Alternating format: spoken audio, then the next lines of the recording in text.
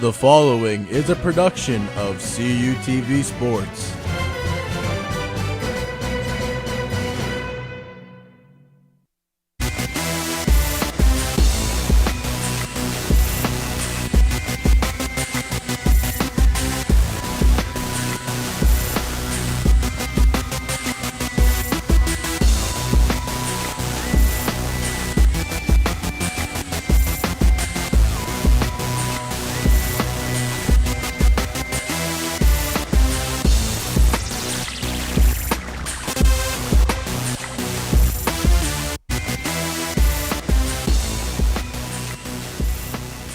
We are closing in on the halfway point of the 2014 Whitfield football season as the Red Raiders of Uniontown invade Warrior Stadium in Elizabeth in search of their first win as they take on the Warriors of Elizabeth Forward High School. Hello everyone, alongside Matthew Hagee, I am Creighton Ravs. We are delighted to have you with us. Week number 5 of the Whitfield season, nearing the halfway point, Matt, and both teams looking to rebound after last week. Both teams had a rough start. We'll start with Uniontown. They lost to their inner-city rivals, Laurel Highlands, who's been a great story, 39-14. There's been a little trouble. They've had some injury problems. As for Elizabeth Ford, they lost to their rival as well. Big 51-0 to Thomas Jefferson, but no shame in that for TJ. But, Elizabeth Ford, they're looking for that breakout game. Maybe tonight's it. And keep in mind, TJ has beaten Elizabeth Forward by shots 6 of the last 7 meetings.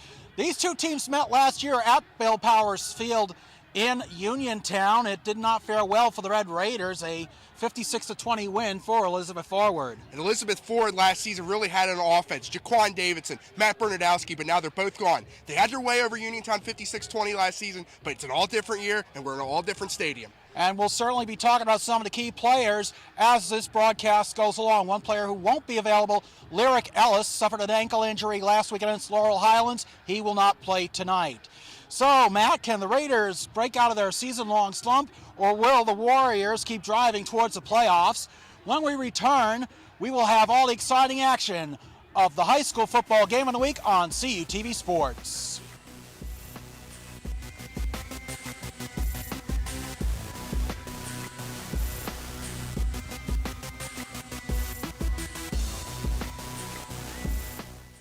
For almost 30 years, CUTV has been the campus and community home for local news, sports, and entertainment. Broadcast in 100,000 homes in southwestern Pennsylvania, CUTV provides complete coverage of Vulcan sports as well as high school football coverage. Broadcast weekly live, CUTV News Center provides coverage of local and campus events, weekend weather, sports highlights, and feature stories. For more information on CUTV, check us out on the web, friend us on Facebook, or follow us on Twitter. Since 1937, the Student Association Incorporated, known as SAI, has served the CalU student body by providing activities, programs, and services. Every enrolled student has the ability to take part in over 125 different clubs and organizations.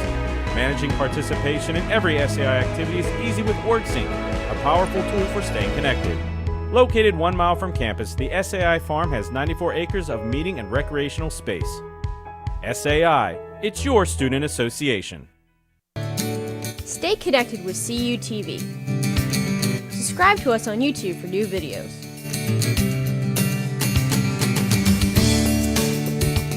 Follow us on Twitter for status updates.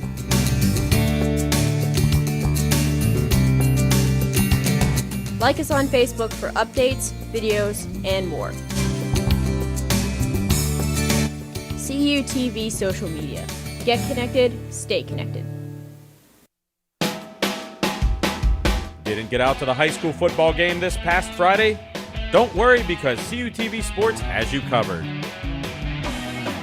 Never miss a second of this season's upcoming high school action as CUTV's Game of the Week takes you to the stadium and gives you the best seat in the house.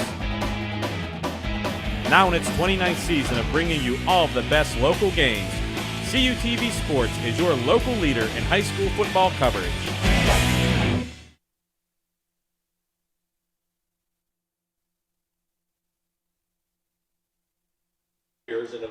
Welcome back to Warrior Stadium in Elizabeth for CUTV's Game of the Week between the Red Raiders of Uniontown and the Warriors of Elizabeth Forward. Matt, let's take a look now at the tail of the tape. And we expected more out of Elizabeth Forward this season. They're only 2-2. They lost to Laurel Highlands that first game of the season. Uniontown 0-4. We mentioned earlier they had that tough loss to West Mifflin, but after that, they really haven't been the same. They've changed quarterbacks, but you see here, points for are pretty even. Points against, you can see Uniontown's defense has been really roughed up lately, and they're on a 4-game losing streak. Elizabeth Forward, they lost last week to Thomas Jefferson. And you were alluding to that, Matt. The Red Raiders have been outscored 135-37 in their last 3 games since their 5-point season-opening loss to West Mifflin. And you see and Elizabeth Forward, of course, as we mentioned, they had that tough loss to that shutout loss against Thomas Jefferson. They had the season-opening loss, you mentioned, against Laurel Highlands, and that was a blocked point after kick by the Mustangs, and which is why which has the Warriors at 2-2 on the season. This is the 3rd time these teams have met in the last few years. Remember, up until the 2012 season, Uniontown was part of the old Keystone Conference. Elizabeth Forward, part of what was then known as the Big 8, along with Thomas Jefferson and West Mifflin, Chartiers Valley, South Park, McGuffey. Those were also some teams, and Bell Vernon as well. So, of course, in 2012, they abolished the Keystone Conference, with half the teams going to the Greater Allegheny Conference, the other half coming into what is now known as the Big 9, and that was the same year that South Park and McGuffey dropped from AAA into AA as the homestanding Warriors in their red jerseys, red pants, and it's like black helmets, white numbers on them. Bit of a change from last season. They were all black last season when we did the Bell Vernon Elizabeth Forward game. 2 years ago, our first ever CUTV broadcast was Uniontown Elizabeth Forward, so it's good being back. This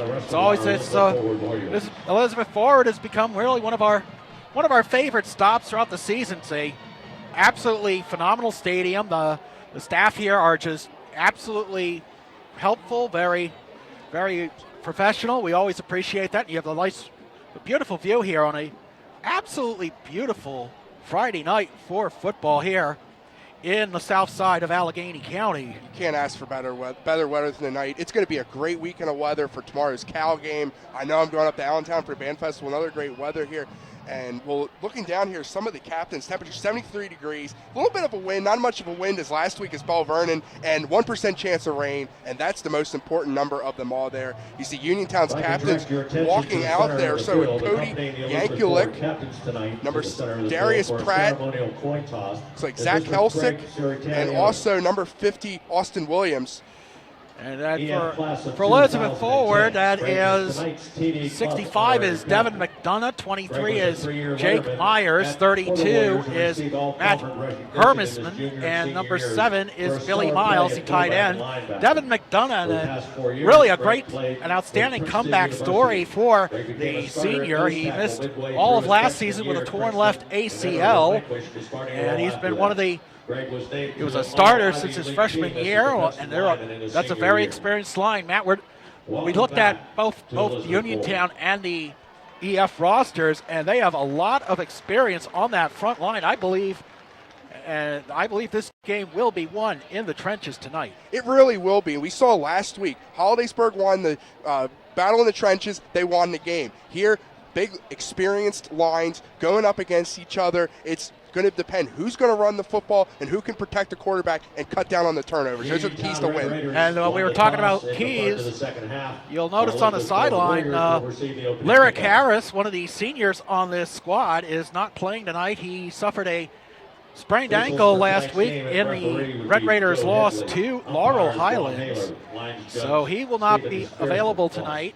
Ellis was the starting quarterback, and they switched him around. John Fortuna, longtime coach at Uniontown, said he wanted to get him more options. And, when you're 0-4, you got to change the options up a little bit if you want to win some games. You have nothing to lose. Exactly. And we're going to see now. Elizabeth Forward looks like won the coin toss. They will receive. That is on your screen, Ian Klein, a sophomore. It appears he will be one of the deep backs for the Warriors. Also going back,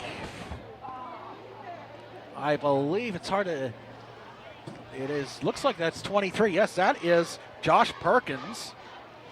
Excuse me, I'm sorry, Jake Myers. My apologies. I was looking at the wrong roster, but nonetheless, Jake Myers. It happens sometime, and it's great weather here. We got two solid teams looking to get right here. How is Elizabeth Ford going to replace Matt Bernadowski and Jaquan Davidson? They're two big athletes. They've struggled so far. We saw Bernadowski light up this Allegheny County sky last year, and now we see they're 2-2. Uniontown, they're looking for the first win. We saw them play well against West Mifflin, and they controlled. I was at the game against Bell Vernon 2 weeks ago. They controlled the first quarter. They just got to finish.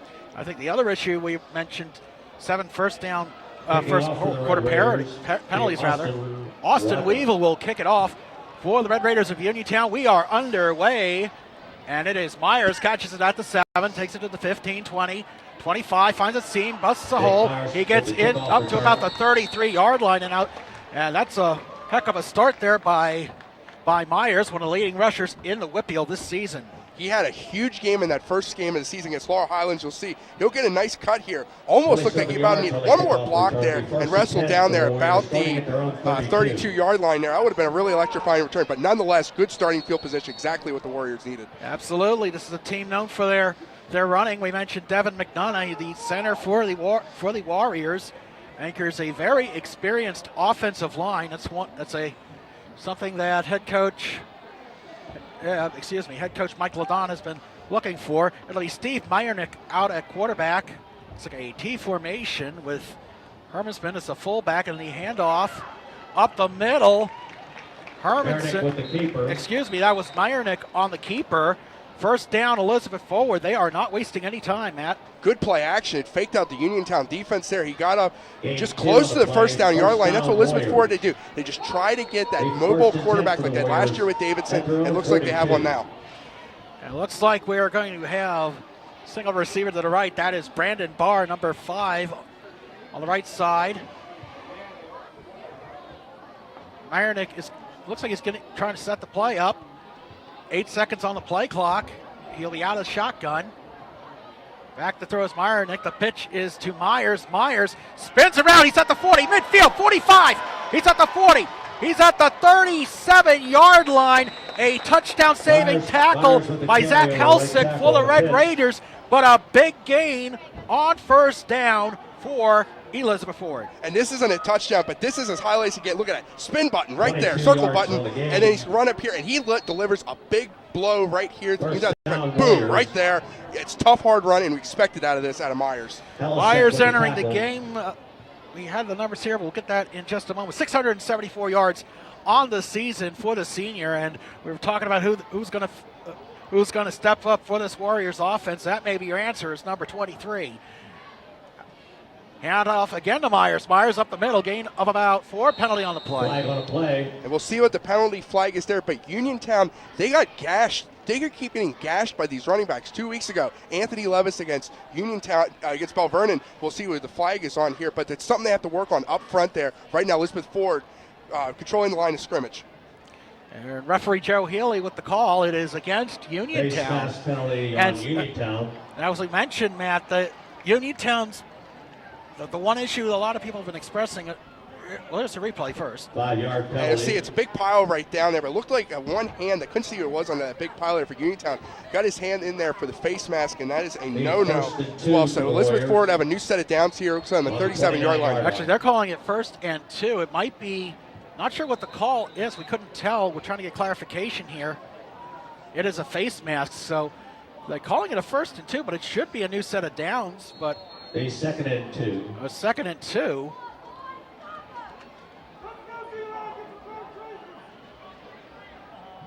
$10:24 left in the first quarter. Elizabeth Forward driving, and I'm wondering if they declined that penalty. In any event, here is the quarterback keeper. He may have enough for the first down, though. Steve Meyernick. We'll wait and see. It looks like he may be a yard short, though, Matt. It depends where they spot it. It looks like the referee down the field is signaling 3rd down here. It looked like yeah, it is. He put his hand up like thinking it was a first down, but They didn't give him forward progress. That's what I thought too, but I guess he was ready to getting the play clock set. So a third down and 1 for the Warriors at their own 29-yard line. See if they open some play action here.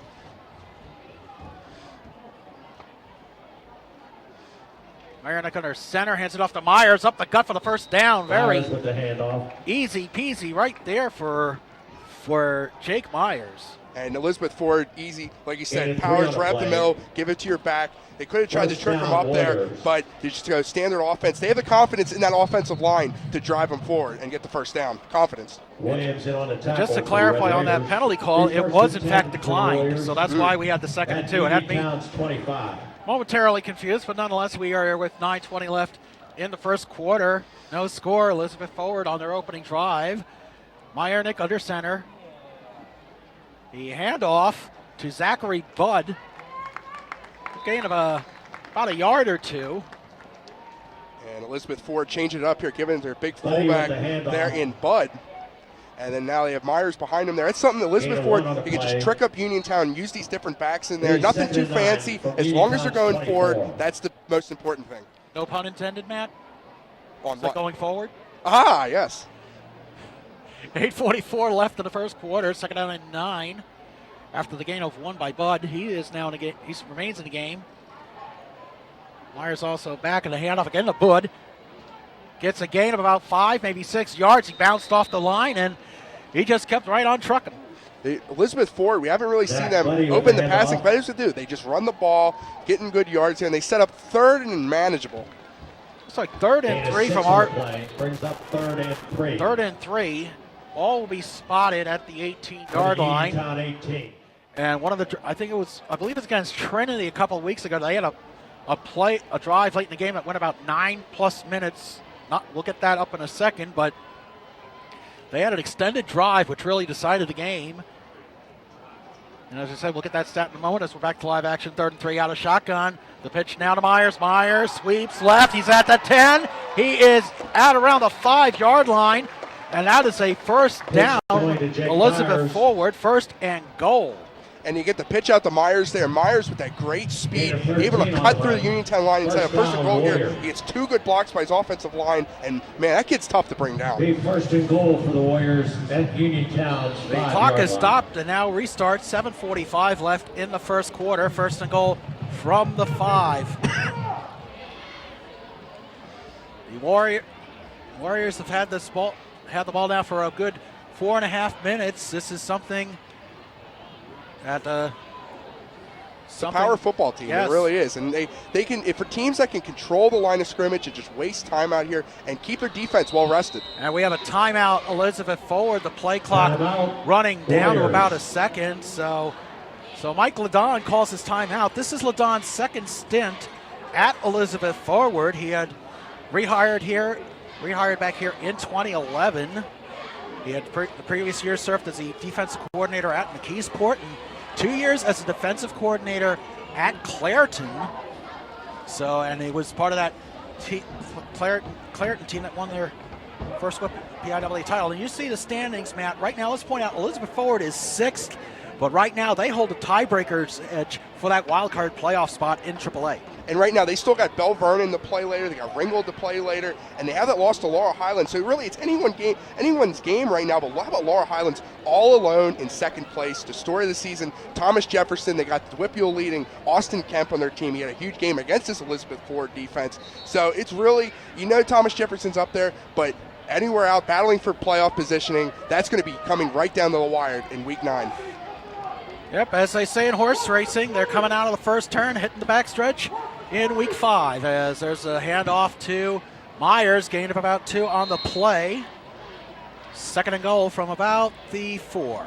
Uniontown anchoring down there. They know they got their backs Myers up with the against the handoff. wall there. Gain And of Elizabeth 1. Ford, this is where Be I look for 2nd them and goal from the to 4. trick things up a little bit, change things up, because they know they're going to give the ball to Myers right up the middle. That's what they've been doing all game. Now we look to see if Elizabeth Ford changes things up a little bit and gets Uniontown off balance. And they did break open the passing game in their win over Trinity when the game was very close, but now see what happens here. 2nd and goal. Pitch to Myers. Myers finds a hole. He gets swarmed under by an army of Red Raiders. after no gain, maybe a gain of 1. You see they just go right back to Myers. Uniontown knows it's coming. They tried to get him on that left side. That Myers has been working at that big run downfield earlier. But now, what do you do if you're Elizabeth Ford coach? You have a couple options. I think this is where you get that play action rollout. Try to find the blocking tight end or something, or halfback screen if you can get the blocking in front of them. Meyernick under center. Hand off again to Myers. Myers right in the middle. Is he in? No signal. Waiting for a signal. No, they're going to say he's about a couple feet short. Fourth and less than a yard. Matt, Just short. if you're Elizabeth Forward, well, take a look at the play first. How about Uniontown's defense there? A couple guys getting that. Looked like Myers was going straight to the end zone, but here we go. Under center is the quarterback. Handoff, Myers. No. He has swarmed under. They called the official in the top left corner there got the signal right there, but it looked like Uniontown got it, but the strength of Alex Myers pushing his way forward and got that touchdown. That was, I thought it looked like at first glance that Uniontown stopped them, but he got that forward progress, and the official in the top left corner near the end zone there put his arms up, and Elizabeth Ford, they're up 6-0. Well, that was a good catch there, Matt. Buckley to attempt the extra point. Point after that touchdown is high, but gets it off, and it is no good. 5:44 left to play And the extra point in the first quarter. Your score, Elizabeth Forward 6, Uniontown nothing. This is high school football game of the week on CUTV Sports.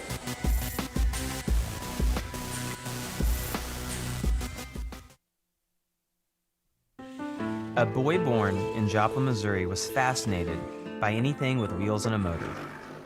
The odds of him winning both the Daytona 500 and the Brickyard 400 in the same year, 1 in 195 million. The odds of the child being diagnosed with autism, 1 in 110. I'm Jamie McMurray, and my niece has autism. Learn more at autismspeaks.org/signs.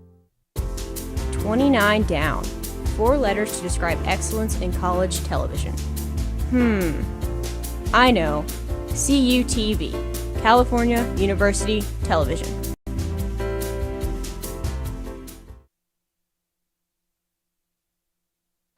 And welcome back to Warrior Stadium in Elizabeth. The Warriors of Elizabeth Forward striking first. Nearly a 6-minute, 16-second drive for a touchdown. The point after missed. Mosley and Forsythe back for the Red Raiders. So it'll be Phil Mosley. The number 10, one of the deep Buckley. backs for the Red Raiders, as I believe that's Tyler Buckley's going to kick off. So there is the spot. It's a squib kick. It's going to roll out of bounds, but it's scooped up by Mosley at the 23. He spins around. He's at the 40, inside, just short of the 45-yard line before he's knocked out of bounds. And Creighton, how often do you see the team's quarterback going out and returning the kickoff? But the thing is, Phil Mosley was the starting wide receiver for this Uniontown team earlier in the season. He's a multiple athlete. He kind of reminds me of Michael Robinson a couple of years ago for Penn State. Quarterback, running back, receiver. I mean, he might have played some defense too. A lot of these players, though, Matt, they do play both ways, offense and defense. It'll be 1st and 10 for the Red Raiders. The ball will be at their own 44-yard line. It's a very old-school offense that Joe Fortuna, head coach for the Red Raiders, has in place. John Fortuna, excuse me. The handoff to Arian Washington. He is taken down at the line of scrimmage. That looked like Damon Morris, 53 on the stop. Washington has been Uniontown's featured back all season. He had over 100 yards against Bell Vernon, but that's when they had Lyric Ellis as quarterback. They mostly used Ellis as quarterback here. It's a tough run, driven back there. Elizabeth Ford trying to win that battle on defense at the line of scrimmage as they did on offense. And Washington credited for a gain of 1 yard. 2nd down and 9 from the 45-yard line. Single receivers on either side. A handoff again to Washington. Washington rolls right. He's at midfield. 45, 40. He's 35-30, tiptoes along the sidelines before Myers knocks him out of bounds at about the 25-yard line. So a big first down gain by the Red Raiders. It's something I noticed about this Red Raiders offense is they started fast against Bell Vernon. Excuse me, they started fast against Laurel Highlands. They were up 8-0 in that game before they let Sauncier Cannon for Laurel Highlands run the kickback. But this is just, they just need to sustain the momentum going. You're in Elizabeth Ford territory. Just continue to push forward. First and 10 for the Red Raiders at the Warrior 29. Mosley will be under center. Looks like they're going with an I formation. And a handoff to the fullback. That is Perkins, Jeremy Perkins, with a gain of about 4 on the play. Now, Perkins had played offensive line up until this season, so a lot of new positions for players here for the Red Raiders this year. And he's got some size up there. I can see why they could use him as a nice guard there for Uniontown. But they've been changing it around. I mentioned earlier, just sometimes all it takes is to change some guys around, and you might hit a gold mine. Yeah, Coach Fortuna is saying that Perkins thrives on blocking, so it is now 2nd and 6 from the 25. Hand up the middle. Looks like a gain of about 3 on that play. Mosley with the Mosley kept it on the quarterback sneak there, just trying to move that pile towards the end zone there. You can see just no trickery, just simply right up the gut there, and that sets them up at 3rd and 3 for Uniontown. This is a big 3rd down. Yes, it is, Matt. You could argue this might be 4-down territory, but we'll see how this play transpires. 3:48 left in the first quarter. Elizabeth forward 6. Uniontown nothing. Mosley under center. Perkins a fullback. Washington the deep back. The running back rather. Hand off to Washington. He is taken down behind the line of scrimmage. That looks like Nate Guerriere, 88. And 31 in on the stop for, That was 32, Matt. Thank you. Hermison read that perfectly, rips him down. Hermison came in late there. But Elizabeth Ford, they ran. Uniontown tried to get bounced to the outside like Elizabeth Ford did, and Elizabeth Ford was right. Good defensive stop there for the Warriors. But it looks like Uniontown will be going for it. And just like they did 2 weeks ago against Ringgold, they're going to go for it on 4th down on their opening possession. 4th and 7 from the 26. And there's a fumble, and we have a penalty on the play. There was definitely some big line movement up front there. I don't know who they'll call it on, but definitely one of the lines moved before that's why the snap was off there. We'll wait to see the call. It's a false start on Uniontown. Now, since my understanding is since it's a penalty before the snap, so Elizabeth Forward cannot decline the penalty.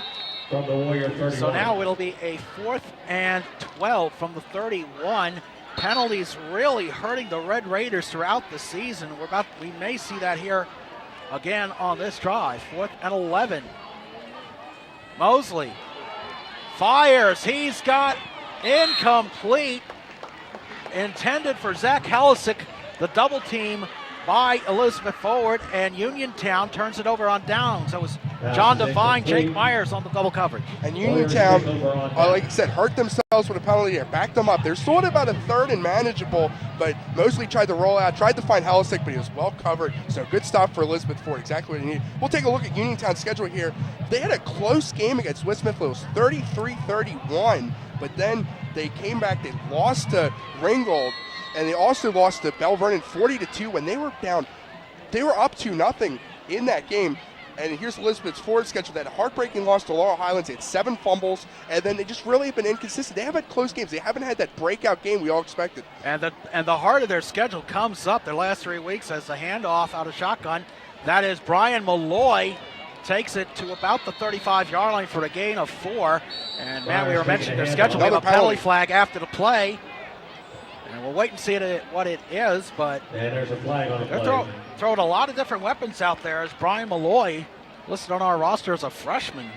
And hey, if you got a kid, I mean, Myers is a senior, so they need that replacement. They need that all-around athlete. If Elizabeth Ford knows they have the confidence in Brian Malloy, why not keep using him? I would agree with that. A penalty is against Uniontown. Personal foul. So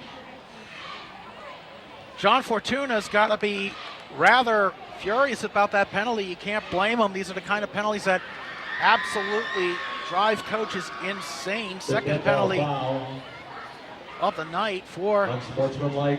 So it sounds like there was some jawing after the play. So now that'll set up the Warriors.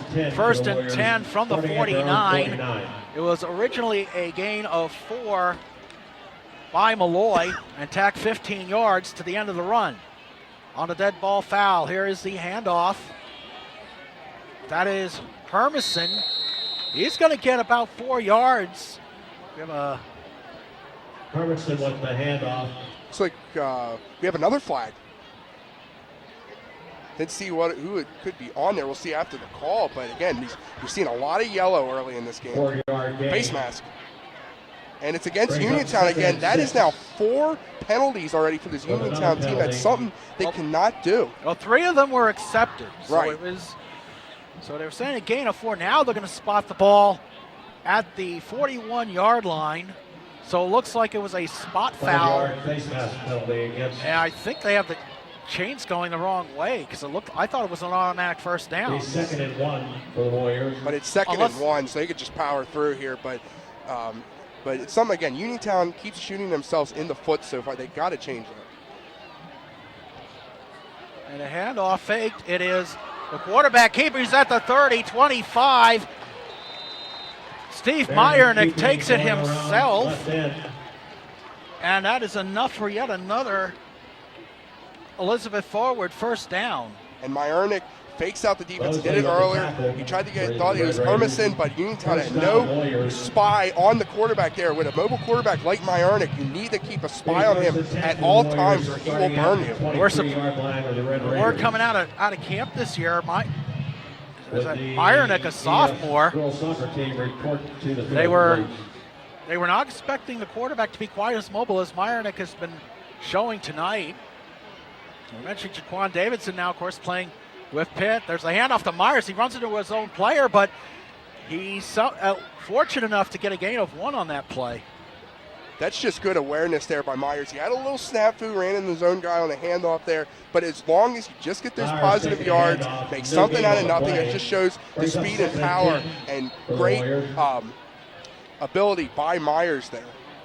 And it is no gain on the play. 2nd down and 10 from the 23. 1 minute remains in the first quarter. Elizabeth Forward leading Uniontown 6-0 on 2nd and 10 from the 23. Hand off to Myers. Myers takes it up. He's at the 20. Taken down inside the 20 by Jeremy Perkins, number 40 for Uniontown. That'll be a gain of about 5 or 6. Myers, nothing fancy there, just right up the middle, gain of 5, and that was set up 3rd and 5 there. Probably, if the clock does not stop, it will be the last play of this first quarter here. We have about 25 seconds left. And 10-second differential between the game clock and the play clock, so 20 seconds left, 10 to get the play off. Meyernick out of the shotgun, hands at a high snap, keeps it himself. He's going to get stopped at about the 10-yard line. That is Austin Williams on the stop. All 300 pounds of him, and then we are at the end of the first quarter. Your score, Elizabeth Forward 6, Uniontown 0. You are watching the high school football game of the week on CUTV Sports. We'll be back with the second quarter right after this.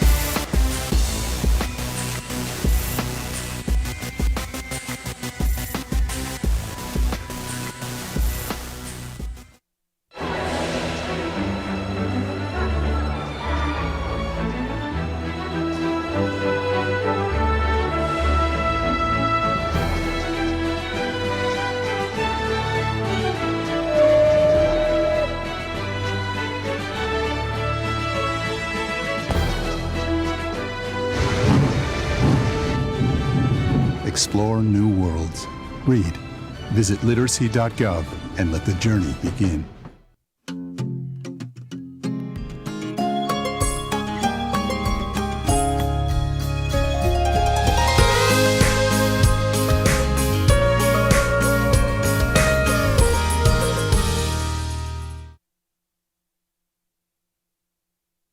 Welcome back to Warrior Stadium in Elizabeth. There you see the homestanding Warriors of Elizabeth forward with a 6-0 lead over Uniontown in a big showdown in the Big Nine. See the Red Raiders back on their heels. They have a 4th down and 3.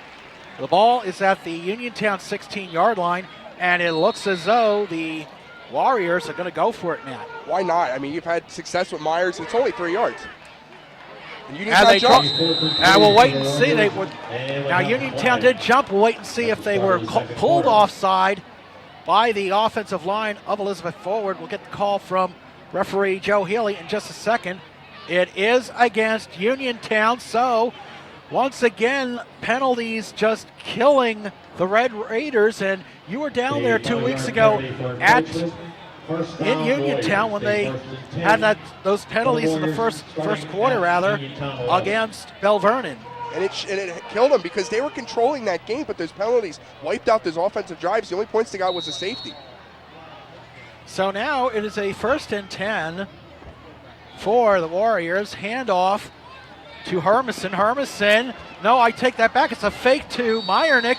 Meyernick is in the end zone. Touchdown, Elizabeth forward. And Steve Meyernick really fooling a lot of people, your announcer included. But that's a big play for the Warriors, 12-0.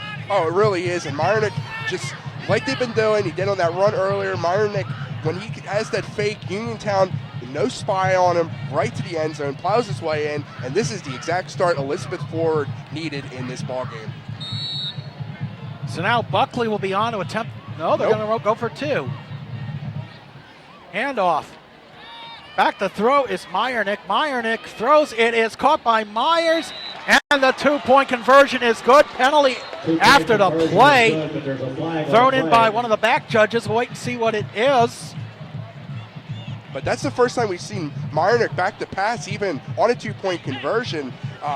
He hasn't thrown the ball at all, I don't think, on the offensive drives there, but he gets out to Myers and gets the touchdown. That is the 2-point conversion. You are, as to quote the late great Ed McMahon, you are correct, sir. Penalty is against Elizabeth forward, blocking the back. It looks like so. Tough break, because that was a great play. So now they're going to mark it off. Looks like. So now they're going to mark off 10 yards. So now that will set up the 2-point conversion at the 12-yard line. And it looks like it might have been a spot foul, Matt, because if I'm not mistaken, the spot is usually at the 3. Mm-hmm. They have it at the 12, so the foul occurring at the 2-yard line. So we'll see if they try. They'll obviously try to pass here, I would believe. But, I mean, that was a good play call. A little play action there, but they got some receivers split out wide here. So we'll see what kind of play call they have looking for the end zone. The pitch out to Devine. Devine is tackled well behind the line of scrimmage by Kristen Forsyth. And so with 11:58 left in the first half, Warriors 12, Red Raiders nothing. This is the CUTV Game of the Week.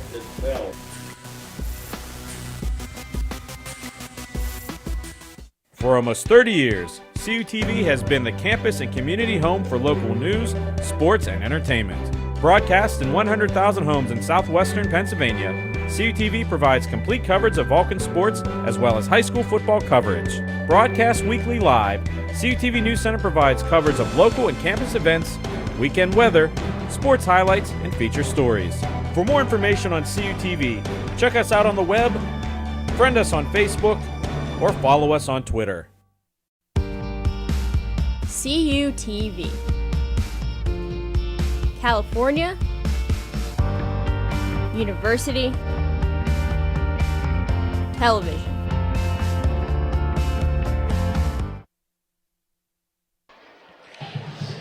Welcome back to Warrior Stadium in Elizabeth. Along with Matt Hagee, I am Creighton Rabs.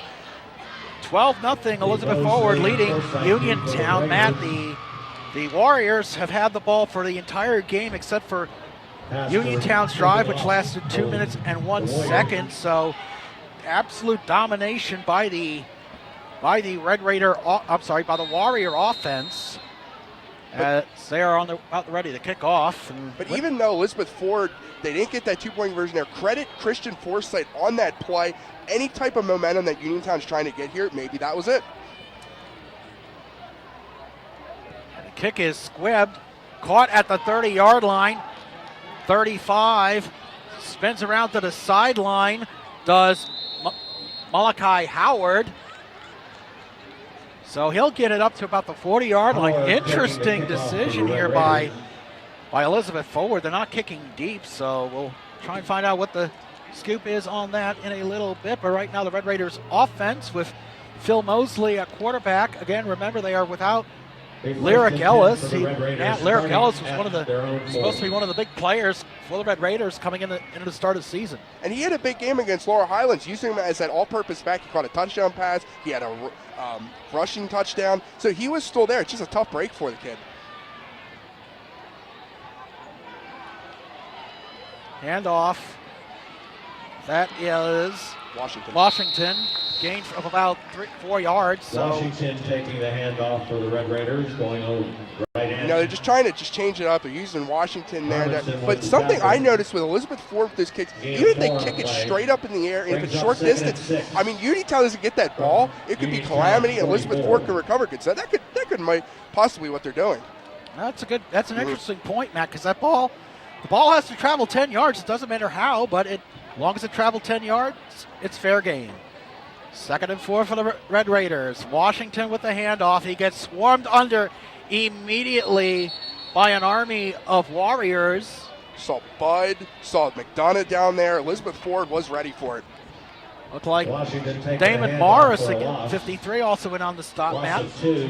And they were just ready for it. Look at it. There is McDonough, 65. McDonough in for the tackle for the Warriors. And there's Bud, 31, coming around there. It's just Elizabeth Ford. It didn't matter. Just both got tackles, credited for the tackle on that play there. And also, if Elizabeth Ford, you can give Uniontown, you can afford to give Uniontown that field position that you have confidence in your defense, you can stop them. Uniontown going to the short T formation on 3rd and 8. Handoff, Washington rolls left, and he gets taken down, shoestring tackle by Billy Miles. So Uniontown 3 and out. It looks like the punt team is coming on. And Elizabeth Ford using a sacrifice in there. Miles coming in, drags Washington down, because it looked like at first Washington had a lot of open space there on that left side, but Myers, well aware of the play there, and just brought him down and forced the 3 and out. Exactly what Elizabeth Ford drew up there. So, listen, Uniontown's offense not able to get anything going as the punt is away. As Myers is back to field, he's just going to let it bounce. Going to take a Uniontown roll. It will be down at inside the 9. Ben Wilson downs it for the Red Raiders, so it'll be 1st and 10 for the Warriors from the 9-yard line. And Matt, high school roundup, you can see it Tuesday through Fridays here on CUTV. We have the highlights of our game of the week, also from the game of the week from our friends down in South Union for Laurel Highlands. You have standings, predictions, much more. Anything you want to know about high school football in the Mon Valley, you'll get it on High School Roundup. And Laurel Highlands, that homecoming, non-conference homecoming game against Mars, and we also do predictions, 5 games, top games we believe. And Creighton, you are leading us all right now, so congratulations so far. Well, Matt, sometimes it's better to be lucky than good. A couple of them were just shots in the dark as Myers takes it up the gut to about the 30-yard line. And I thought I could have sworn they downed the ball at the 9, but they actually gave him the 23-yard line. Well, Uniontown, the 2 Uniontown players down there, the one was Ben Wilson, came a little close there, so maybe one of the officials saw it touched him early beforehand there. That's just a good break for Elizabeth Ford, and they could just start a little closer towards the Uniontown end zone. It certainly is. They're at the 29-yard line, 2nd and 4 with 9:08 left in the first half. Myers again, up the middle. He has the first down and then some. Nothing fancy. Give it to your back, right up the middle. Just push ahead and continue to work it here. Myers, he had I don't believe he's been under 100 yards in any game so far this season. Well, against Thomas Jefferson. Last week he was, yes. but still, I mean, and that's a good Thomas Jefferson defense, but he's got the yards when he's needed them. It looked like he's well away for another 100-yard game. We'll see. We'll try and calculate that for you at halftime. Meanwhile, gain of 5. 1st and 10 for the Warriors. 8:46 left. Ball's at their own 34-yard line. It's like Uniontown brings some pressure, but Myers finds a hole. Gets a gain of about 7 yards to the 41-yard line. Brought down there by Mark Harris, number 56 for Uniontown. Elizabeth Ford continues to drive Myers up the middle there, and that's only going to wear down this Uniontown defense. You can see he breaks the tackle there. That was Ben Wilson for Uniontown. So just nothing fancy, like I keep saying, nothing fancy, just right up the middle. As long as you get positive yards, short yards, sometimes they're the best kind of yards. 2nd down and 3 from the 41-yard line. Myers again up the middle. He gets more than enough for the 1st down. Needed the 44. Gets to the 48. And I'll tell you what, I would like to see what Myers would have got there, but he ran right into a pile of his blockers there. That was number 63, Camden Stover. But just right ahead, they're right in the middle of the EF right now. Just continue, and they're just wasting that clock. Tick, tick, tick, tick. 7:52 left. They can get another score and give Uniontown as less time as possible before the half. And that was the case in their game against Trinity.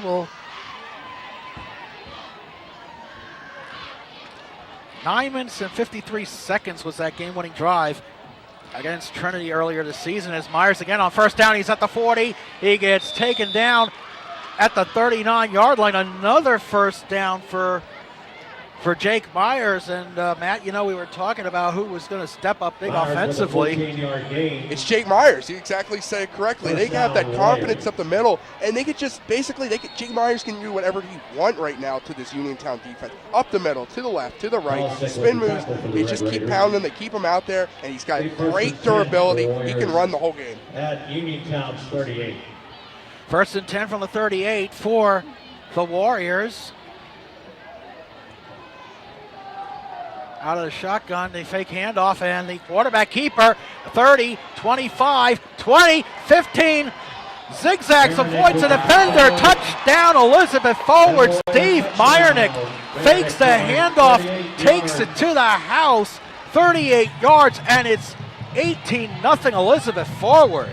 And Meyernick, he's got 2 touchdowns now. This was a very good-looking run here. Meyernick, you'll see down there, he gets the block from Joshua Kreutzer right about back there, and a little spicy juked out the defender there. Touchdown Elizabeth Ford. It's 18-0. Amadeus Marinucci getting rocked on the fake out there by Meyernick. And another 2-point conversion upcoming. Handoff, Myers gets taken down well short of the goal line, so 6:57 left in this first half. Elizabeth Ford, 18, Uniontown nothing. This is a high school game of the week on CUTV Sports.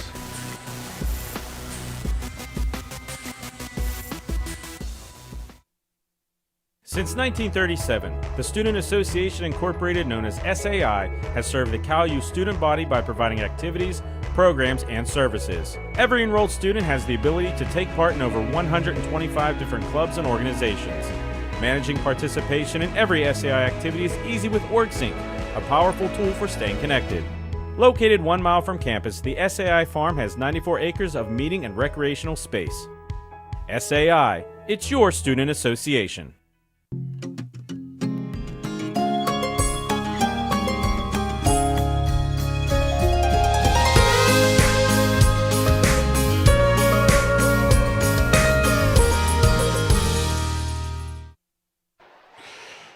Welcome back to Warrior Stadium in Elizabeth. The Elizabeth Forward Warriors with an 18-0 lead over Uniontown. Matt, it could be a much bigger score, but they have not been successful on any point after conversions, either kicking or running. No, they haven't, and that's something it's been a good moral victory for Uniontown, but they got to keep getting those stops on defense. They're letting Jake Myers run all over them, and Uniontown, they got to get that offensive stability. Here's another squib kick. And it's going to roll out of bounds, so Uniontown The penalty kind of unintentionally. That's one of those risks you take on those squib kicks. If it goes, takes a couple weird bounces and it's out of bounds, and Uniontown will get good field position to start. We'll see where they spot it, or they might make them re-kick. We'll wait and see. Looks like they're going to make them re-kick the way they're running.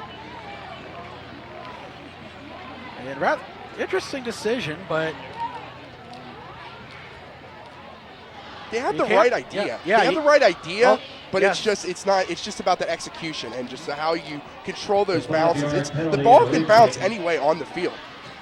And John Fortuna, his 20th year as head coach of the Red Raiders, thinking, all right, he's been at this for 20 years. He knows better than anybody else. So push it back 5 yards, re-kick. There it is, a bouncer caught at the 37-yard line.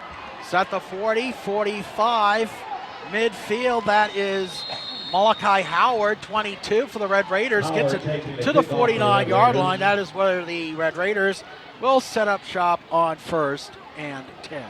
Better executed squib kick there, although that's a little bit of a pop-up. That's the second time. Both times on those squib kicks, Howard has recovered the ball there. And he gets a nifty little return out to the 50-yard line. He's short of the 50 marked at the 49-yard line, so the decision to make them re-kicked paid off. It was essentially 9 extra yards as opposed to keeping the penalty, which I believe would have been at the ball at the 40-yard line. So straight I formation for the Red Raiders. The pitch to Washington. Washington finds a hole, gets a gain of about 5 yards. And this is something Uniontown needs right there. You started at your own 49-yard line. You just run Washington up the middle there. They need this drive more than anything, or this is going to get nasty. Gain of 5 on a play brings up second down and 5. Red Raiders back in Elizabeth forward territory. 6:18 left in the first half rather.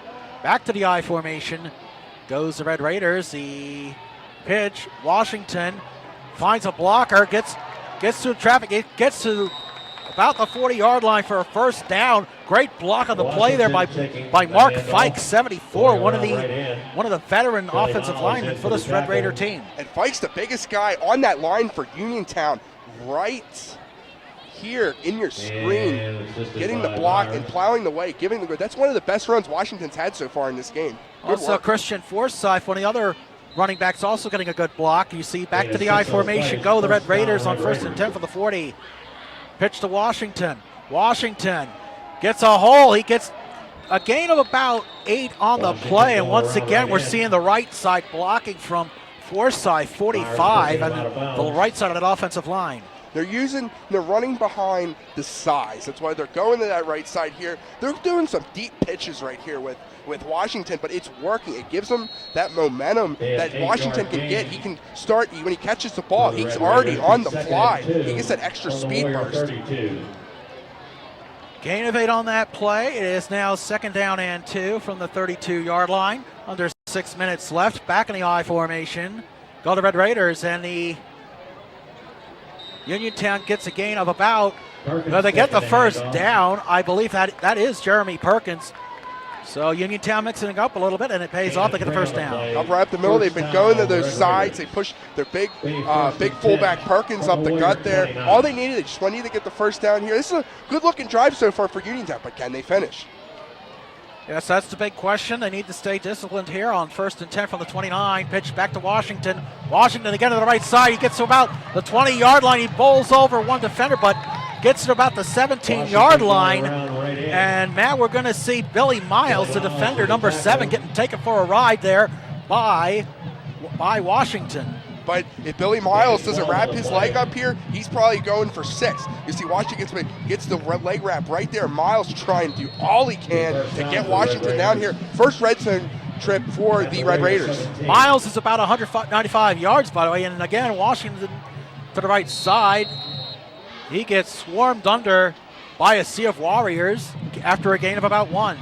You'll see they try to keep doing that pitch toss to Washington there. Uniontown, they're not much of a pass first team. You saw Mosley, he had a big touchdown last week. He's got the arm and he's got the speed to move around and get to plant his feet, set the throw. Maybe that's how they'll try to change things up here. From the Warriors 17. 2nd and 10 from the 17-yard line. And the Warriors sticking with the I formation. The old school I formation, you don't see that much in any level of football. And we're going to have a penalty. It looks like we'll wait and see. Definitely movement up front, but it's a question of what. It is a false start against Uniontown. Encroachment on the Warriors. And it looks like Nate Guerrier, the tight end, might have let him off.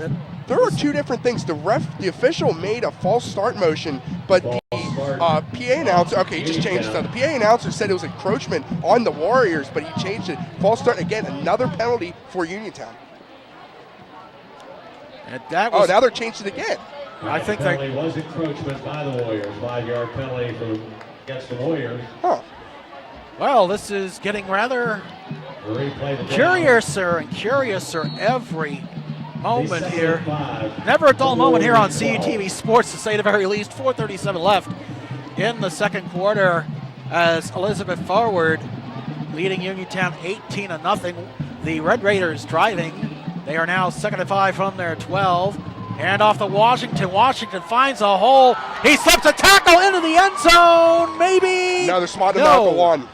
Good call, Matt. That is the call right there. 1st and goal for Uniontown. They'll have it at the 1-yard line. First down.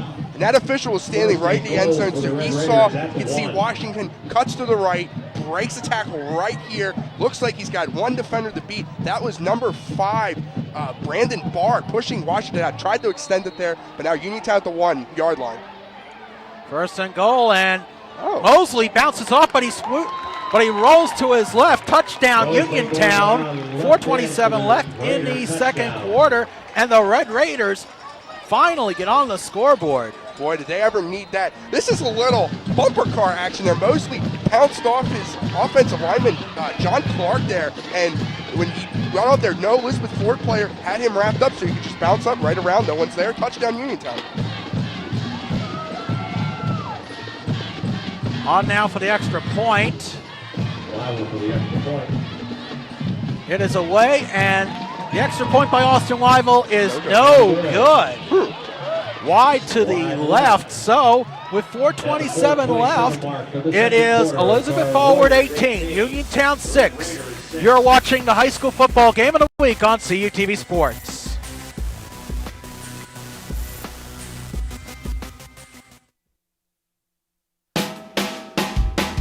Didn't get out to the high school football game this past Friday? Don't worry, because CUTV Sports has you covered. Never miss a second of this season's upcoming high school action, as CUTV's Game of the Week takes you to the stadium and gives you the best seat in the house. Now in its 29th season of bringing you all of the best local games, CUTV Sports is your local leader in high school football coverage.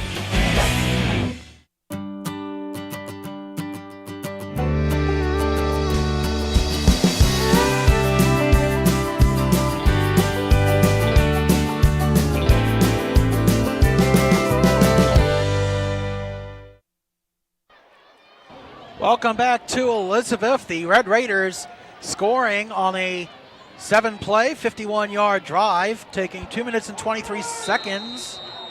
And now it is an 18-6 Elizabeth Forward lead. Here's something interesting. No team has made an extra point after the touchdown yet. It's been that kind of night so far, as it looks like Malloy takes it deep, gets a hole inside to the 30, 35-yard line. So the Warriors, Brian Malloy, I'll tell you what, Matt, Brian Malloy looks quicker than a hiccup. Well, he looks good there. He's got a lot of speed for a freshman there. That's a Good kick there by Austin Wiffle, getting it downfield, but even better job by Malloy to get it out to their own 36-yard line. Decent starting field position for the Warriors here. 4:20 left, and we saw, you mentioned earlier, this is an Elizabeth Ford team that can drive and grind time out. They have 4:20 left. Let's see if they can drive right down the field one last time and get a big 6 points here, because Uniontown, they get the ball first in the second half. It will be 1st and 10 from the 36. Hand off to Myers. Myers gets a hold, set the 45, midfield, close to midfield, and a touchdown saving tackle by Forsyth. But it's moving the chains for the Warriors. Sooner or later, Jake Myers looks like he's going to break one of these things. But good tackle there by Christian Forsyth in the open field there. They got the first down, but Uniontown is just trying to limit the damage, but they got to stop it. 1st 10 for the Warriors at the 49. Receiver in motion, the handoff again to Myers. Myers once again through the hole, spins around, 45. He is going to be a yard short of the first down, but Myers taking the handoff. Myers is with the tackle. just absolutely running roughshod tonight. He really is. He's been that dude for Elizabeth Ford. Using any time. This time the left side. We normally seen him on that right side or up the gut there, but Myers getting close to first down there and really using. He's got some moves on him with that spin.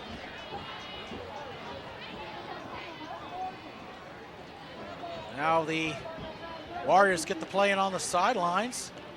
Again, the handoff fumbled, and they're going to mark the play dead, rather blow the play dead, after Meyernick fumbled the ball. He was trying to hand it off to Myers, but a loss of a yard right there. And you'll see Meyernick, they spot him now. When he fumbled there, you see both knees down when he touched that ball, and in high school and college, once you have possession of the ball and your knees are down, you are down wherever you are. And that's a fortuitous break there for the Red Raiders. It is now 3rd and 3. Myers is going to be short of the first down, gain of a yard. So what do you do here if you're Elizabeth Ford? Timeout Uniontown. Timeout Uniontown. But as you were saying earlier there, what do I do if I'm Coach LaDon for Elizabeth Ford? I go for it. That's about where Uniontown's been starting earlier there. Even though Uniontown got that touchdown run there, but it wouldn't really change the difference. You try a punt, and it might go out of the end zone there. Squib kick here. But Uniontown trying to control that there with Jake Myers. They've been running up the middle. They've been getting beat all night running up the middle with Jake Myers. Elizabeth Ford, they might try to change things up a little bit here, but I think if you're Elizabeth Ford, you got 2:48 left here, run the ball or do something fancy because you have the skill set. You only have 2 yards. You have 2 yards and you're on Uniontown's 43, and like I said, that's about where they started. The best photos will appear online after the game. It was a gain of 1 yard on that last play, and Matt, it looks like they are going to go for it. That is Brandon Bard, a senior, number 5 now in at quarterback. So we wonder if they're going to try what they're going to try here. You might try booch kick. It's Billy Miles in motion. Oh, they're going to. As Barr rolls right, he gets the first down at the 40-yard line. Brandon Barr does a nice job rolling out to his right and gets more than enough for the first down. You know, the way he was set up and the fact that Meyernick was not on the field, I thought he was going to try to booch kick it. But, again, he'll just keep it himself, run for 2 yards, exactly what they needed. Elizabeth Ford in business. He needed the 41. He got to the 40. It is a gain of 3. 1st and 10 for the Warriors. First down and 10 for Elizabeth Forward. Ball is at the 40-yard line with 2:41 left to play. Uniontown is down to. I'm sorry, each team has 2 timeouts rather, and there's the Meyernick back in the game. He gets a gain of about 6 yards. Marinick with the keeper. Excuse me. 2nd and 4. That was a great fake there. That play was almost flown up in the back there by Uniontown. He was trying to get the ball to Myers, but he saw the Uniontown defender was bearing down on himself, and he's able to get around there for a decent game, 6 yards there. 2:11 left in the first half. Coming at a halftime, we will have our halftime band performances, as we always do here on the CUTV Game of the Week. Handoff, pitch back to Myers. Myers, 30, 25, 20, 15, close to the 15-yard line, gets forced out of bounds by Ben Wilson. So that, but not before. Myers, surprise, surprise, first down. You know, a pitch toss, right side, that's what they've been doing. That's been their bread and butter all night. Running Myers any which the way they can. They've had success there, and he's getting close to breaking one of these things, but they're in the red zone again. You got 153 left. If I'm Elizabeth Ford, take your time and just make sure Uniontown has no chance to get that final strike here at the end of the half. They're going no huddle. Twin receivers to the left. First down again. Myers up the middle, gets a hole. Looks like he may be 1 yard short of the first down, but another big gain nonetheless for Jake Myers. Looks like he'd be spotted. Gain of 9 there, but right up the middle here, 136. And Elizabeth Ford, they're speeding things up, but that Uniontown defense, they're tired. They're really tired. And if Elizabeth Ford keep them off track here and just plow their way into the end zone. This isn't a quick strike offense, Uniontown. And it's also worth noting, we see a lot of this in AA and single A. Even here at the AAA level, you see players playing both on offense and defense as bars in motion for Elizabeth Ford. Myers, first down, he's at the 5, finds a corner. Touchdown, Elizabeth Forward. Jake Myers finds his way into the end zone with 1:03 left in the first half, and the Warriors, they are just in beast mode. And 4 rushing touchdowns, all 4 touchdowns, 2 from Myarnik, 2 from Myers there. Right side, breaks the tackle of Ben Wilson there. Easy money for Jake Myers and the Elizabeth Ford offense. And we'll see if the Warriors are successful on this 2-point conversion, neither team converting any points after tonight. And I think it looks like Myarnik converts on the run. Marinick, rather, excuse me. We've been butchering his name all night, but nonetheless, with 1:03 left in the first half, your score, Elizabeth Forward 26, Uniontown 6. You're watching the high school football game of the week on CUTV Sports.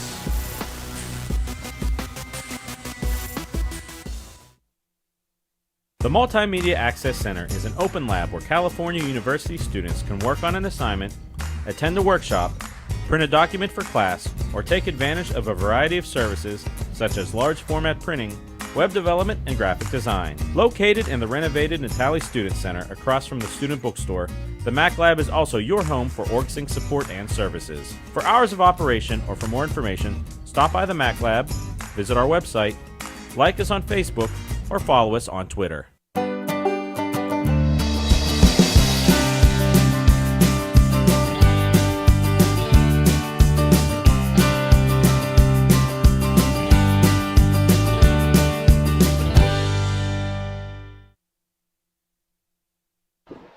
Welcome back to Warrior Stadium in Elizabeth. 1:03 left to play in the first half, and our statistician Damon Matson telling us 131 yards for Jake Myers. So, and this is only the first half. Imagine what it'd be like.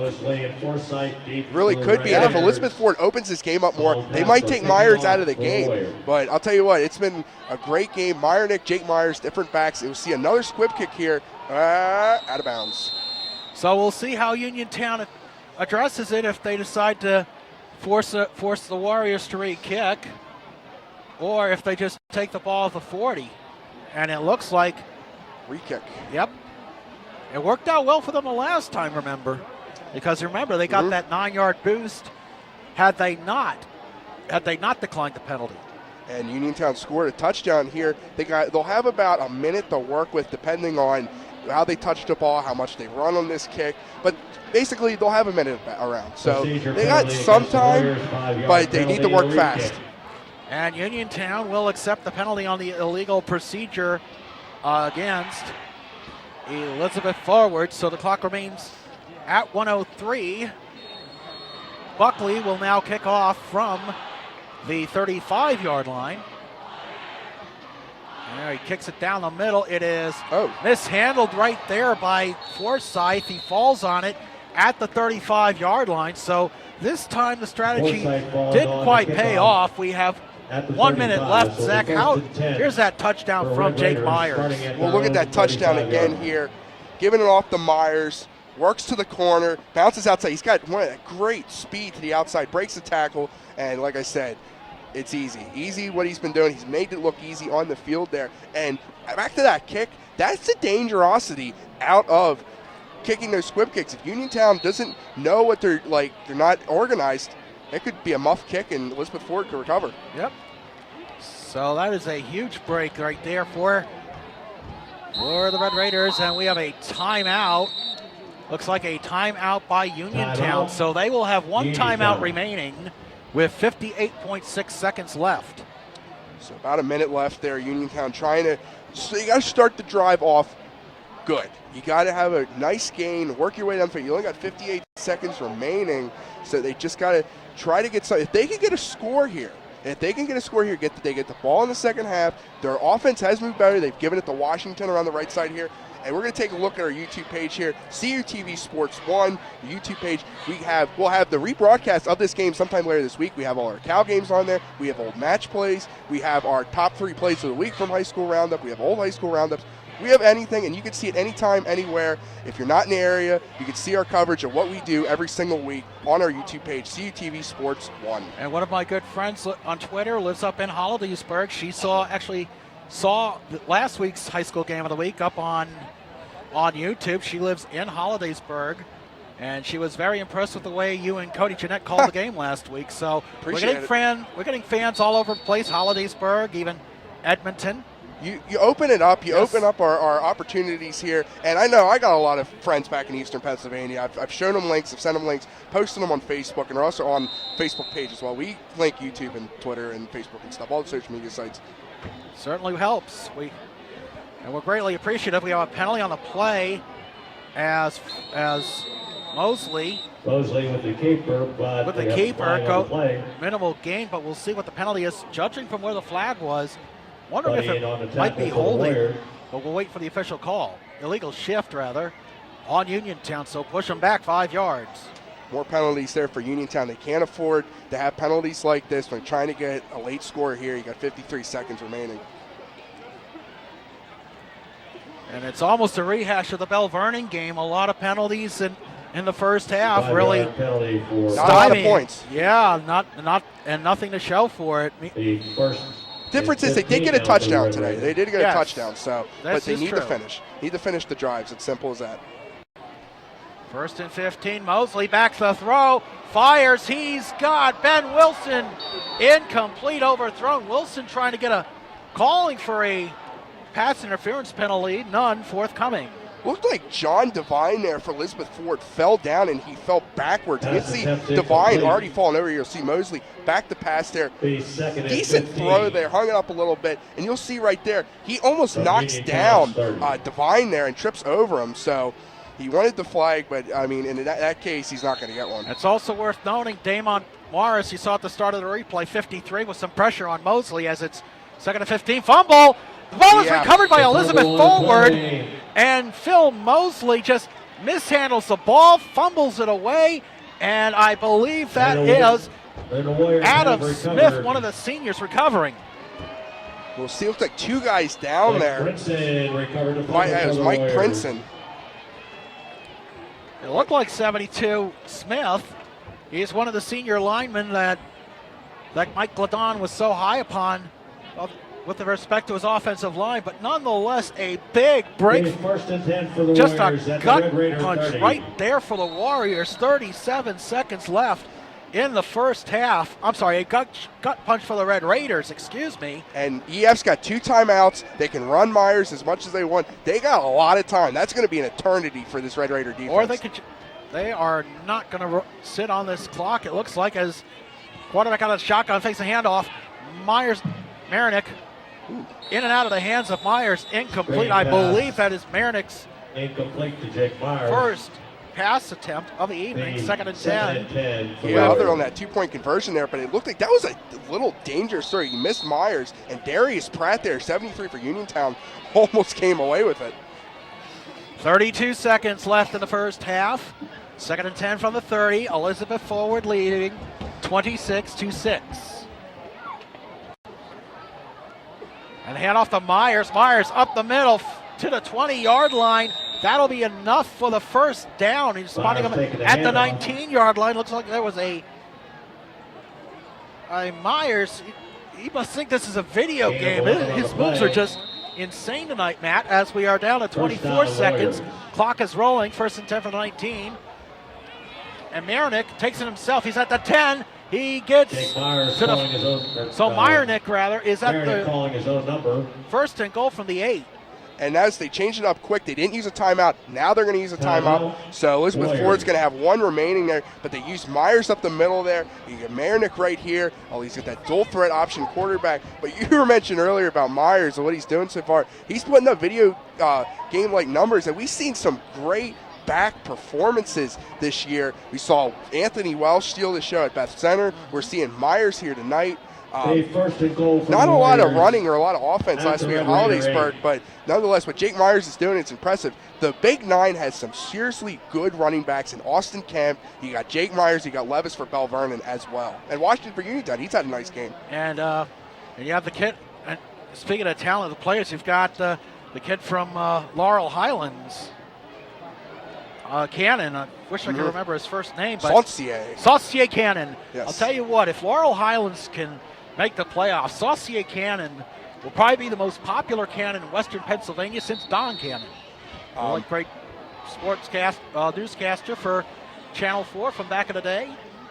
I mean, Laurel Highlands has been a great story, but we saw earlier, we were looking at MSA or Twitter here, they were down 20-0 to Mars. So the Fighting Planets putting them on another planet. Yeah, but plenty of football left as Elizabeth Forward with the handoff. And there's a fumble. Hermisman fumbled the ball, but now looks like Elizabeth Forward holds on to it, but 8.2 seconds left, and it looks like the final timeout for the Warriors. Almost disastrous there. Give it to Hessman up the middle. But Elizabeth Ford, looks like they'll spot it at second and goal from about the 5-yard line here. But you got 8 seconds. You have to I believe you have one more play. You can take a shot to the end zone and see what happens there. Then maybe if it doesn't work, settle for a field goal. We'll see. But they got to take a shot to the end zone. They can't stay out of or get out of bounds. They can't stay in bounds or time will run up there. But they have some options as well. Absolutely, they do, Matt. And we were mentioning earlier the standings in the WPIAL.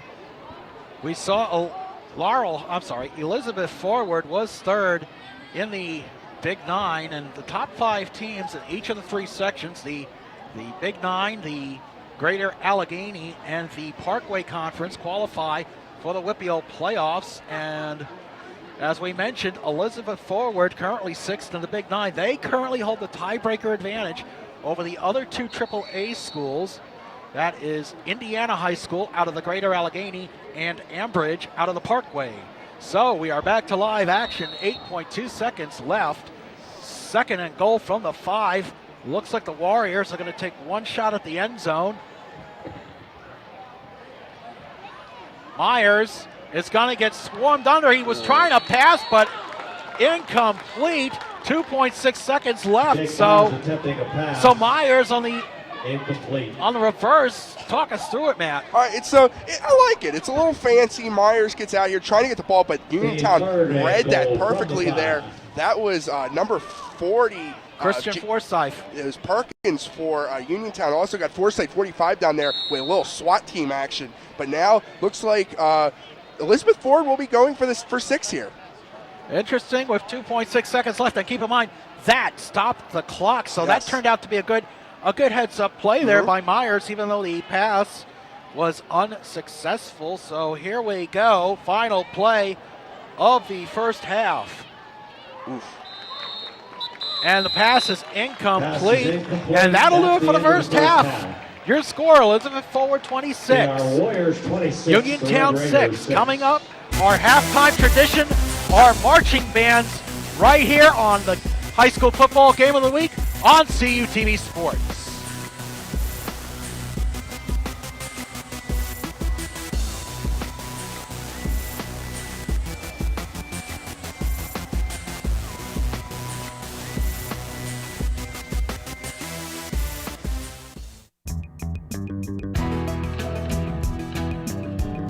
High School Roundup is your place for local high school coverage. From highlights of the game of the week to all of the scores and standings from around the region, local high school fans will be ready when the lights come on Friday night. High School Roundup only on CUTV. CUTV News Center brings you the best in local news, weather, entertainment, and sports. A new building is being constructed and it is estimated. We take a look at our local temperatures for this morning. Right around Du Bois, we have 38 degrees. Swimmer Diana Nyad and former pro hockey player Sean Avery. With the pre-SAC preseason home. CUTV News Center, live, Thursdays at 5. The Multimedia Access Center is an open lab where California University students can work on an assignment, attend a workshop, print a document for class, or take advantage of a variety of services such as large format printing, web development, and graphic design. Located in the renovated Natali Student Center across from the student bookstore, the Mac Lab is also your home for OrgSync support and services. For hours of operation or for more information, stop by the Mac Lab, visit our website, like us on Facebook, or follow us on Twitter. You can relive all of the action from your favorite CUTV program today.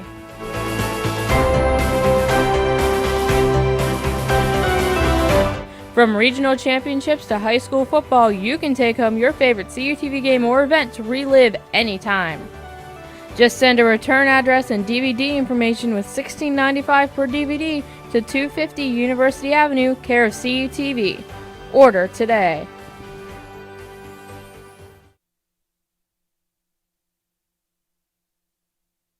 Red Raider Marching Band. Welcome back to Warrior Stadium in Elizabeth, our halftime tradition. The marching band's performing here at Warrior Stadium. First, Uniontown's Red Raider Marching Band, followed by the Elizabeth Forward Warrior Marching Band. Enjoy the halftime. We'll have stats on the other side.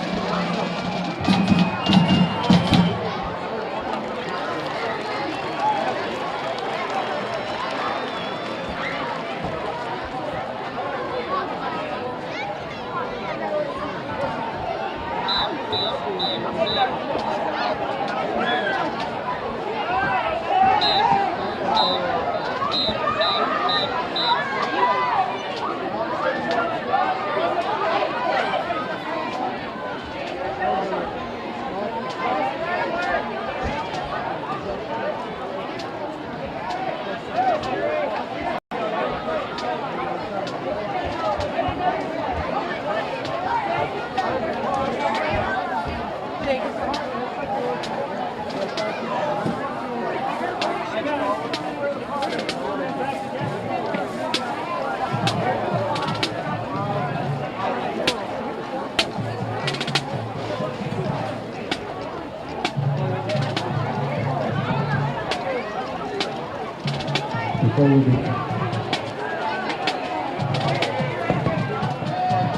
we begin this evening, earlier tonight we accidentally left off one of our all-academic honorees. Ladies and gentlemen, let's take this time to congratulate Miss Kaylee Cougar, a member of the Color Guard. How about a nice round of applause?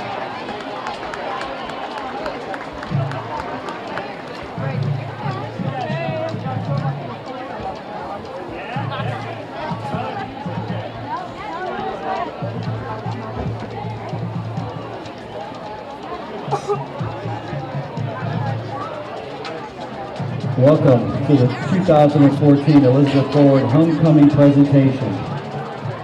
At this time, if you could please direct your attention to midfield as we present this year's homecoming court and crown our new king and queen. Before we begin, special thanks go out to Mrs. Hope, the administration, the athletic department, and all the parents, grandparents, brothers and sisters that made this evening possible. How about a nice round of applause?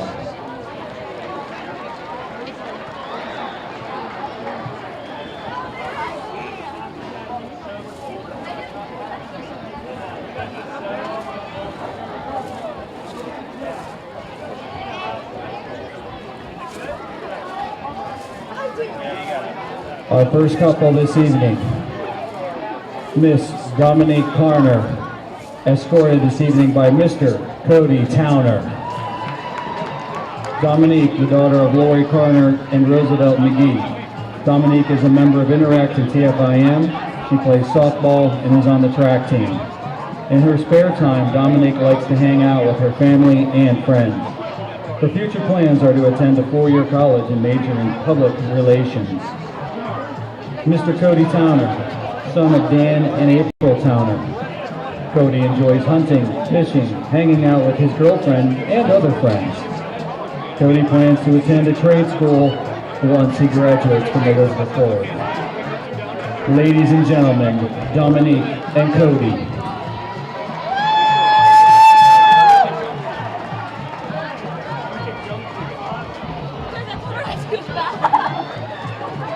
Our next couple this evening, Miss Lindsay Campus, escorted tonight by Mr. Justin Bakewell. Lindsay, the daughter of Dennis and Vicki Campus. Lindsay has served as Vice President of the class of 2015 for the past 3 years and is currently President of the National Honor Society. She is a member of the swim team, musical cast, and TFIM. She spends her free time with her family and friends, works at Strategos, and enjoys watching Big Brother. Her future plans are to major in chemistry at a four-year college. Justin Bakewell, the son of Tom and Laura Bakewell. Justin's a member of the baseball team, soccer team, and golf team, where he has lettered in each of the sports. In his free time, Justin likes to hang out with his friends. Justin plans to attend a four-year college, majoring in accounting, and continuing to play baseball.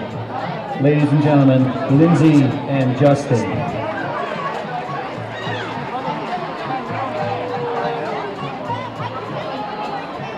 Our next couple this evening, Miss Maddie McCracken, escorted tonight by Mr. Michael Reagan. Maddie, the daughter of Mark and Teresa McCracken. Maddie's a member of NHS and the prom committee for the class of 2015. Maddie enjoys hanging out with her friends and spending time with her family. Maddie plans to attend a four-year university majoring in chemistry. Michael Reagan, the son of Al and Karen Reagan. Mike is a member of the boys' golf team. He enjoys racing motocross, hunting, and hanging out with his friends. Mike plans to attend the apprenticeship program at the Carpenters Union upon graduation. Ladies and gentlemen, Maddie and Michael.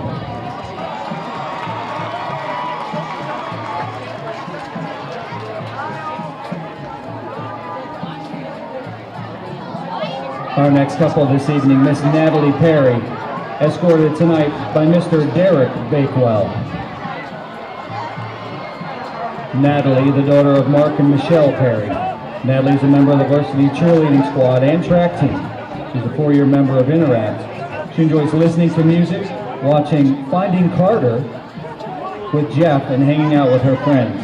She plans to attend a 4-year university majoring in genetics with a minor in art and fashion. Derek, the son of Tom and Laura Bakewell. Derek is a member of the soccer team and captain of the boys baseball team, where he lettered in both sports. He is vice president of the Political Science Club and member of TFIM, SAD, and also the Partners PE program. Derek plans to attend a 4-year university to major in political science upon graduation. Ladies and gentlemen, I present to you Natalie and Derek.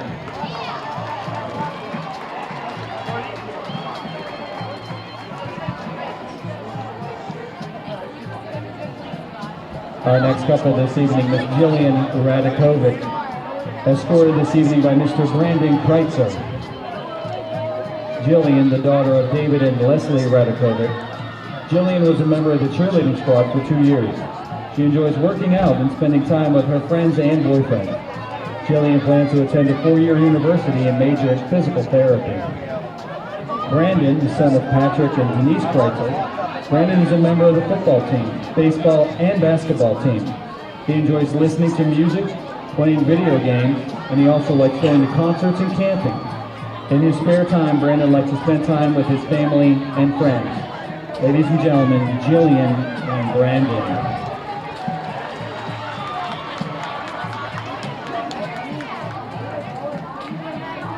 Our next couple this evening, Miss Sarah Lavelle, escorted tonight by Mr. Billy Miles. Sarah, the daughter of Tom and Jean Lavelle, is a captain and 4-year member of the girls golf team and a member of the girls basketball team. She is a member for the boys baseball team and was offensive MVP for the Powder Puff team. She is also secretary for the National Honor Society. Sarah enjoys being with her friends, plans to attend a 4-year university to major in mathematics and business.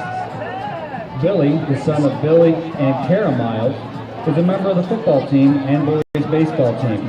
He was named to the 2013-14 Student Athlete All-Academic Team. He is a member of SAD and the EFHS Fitness Club. Billy's future plans are to attend a 4-year university and major in athletic training. Ladies and gentlemen, Sarah and Billy.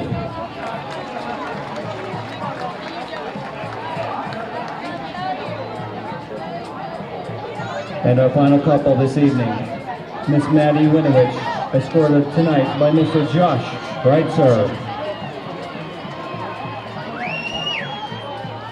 Maddie, the daughter of Mark and Tiffany Winovich, is a member of 15 clubs and organizations.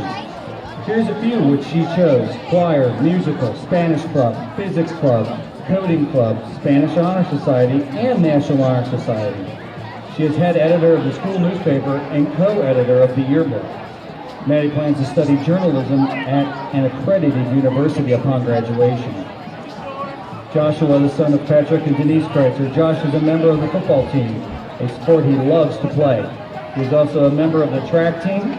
Josh loves to watch movies, go camping, fishing, and loves the outdoors. Josh currently works at Home Depot in the garden department and enjoys hanging out with his friends and family. Josh plans to attend college, where he will major in pharmacy. Ladies and gentlemen, Maddie and Joshua.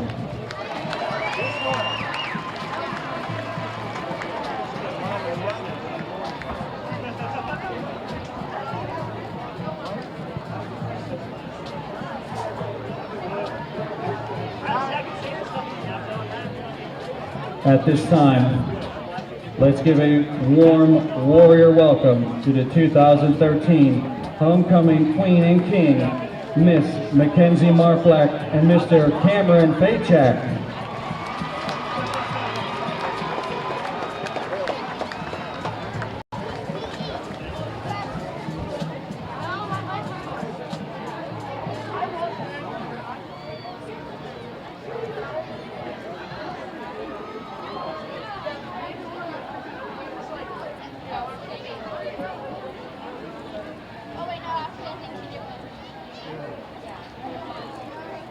And now, this year's 2014 Homecoming Queen, Miss Dominique Carner.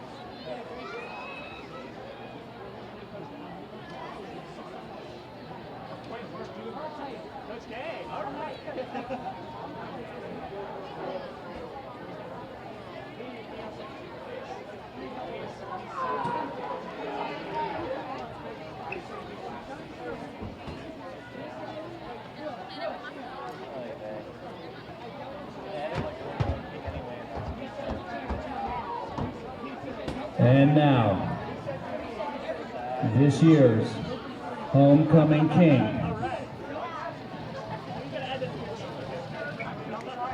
Mr. Brandon Kreitzer.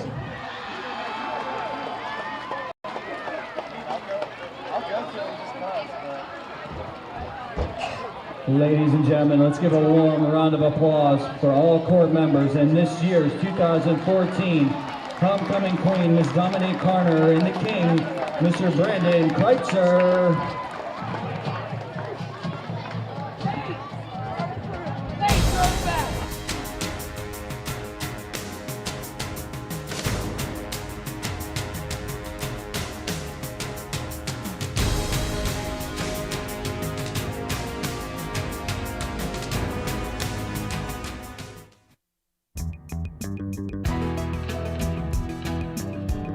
High School Roundup is your place for local high school coverage. From highlights of the game of the week to all of the scores and standings from around the region, local high school fans will be ready when the lights come on Friday night. High School Roundup only on CUTV. CUTV News Center brings you the best in local news, weather, entertainment, and sports. A new building is being constructed and it is estimated. We take a look at our local temperatures for this morning. Right around Du Bois, we have 38 degrees. Swimmer Diana Nyad and former pro hockey player Sean Avery. With the PSAC preseason poll. CUTV News Center, live, Thursdays at 5. The Multimedia Access Center is an open lab where California University students can work on an assignment, attend a workshop, print a document for class, or take advantage of a variety of services such as large format printing, web development, and graphic design. Located in the renovated Natali Student Center across from the student bookstore, the Mac Lab is also your home for OrgSync support and services. For hours of operation or for more information, stop by the Mac Lab, visit our website, like us on Facebook, or follow us on Twitter. You can relive all of the action from your favorite CUTV program today.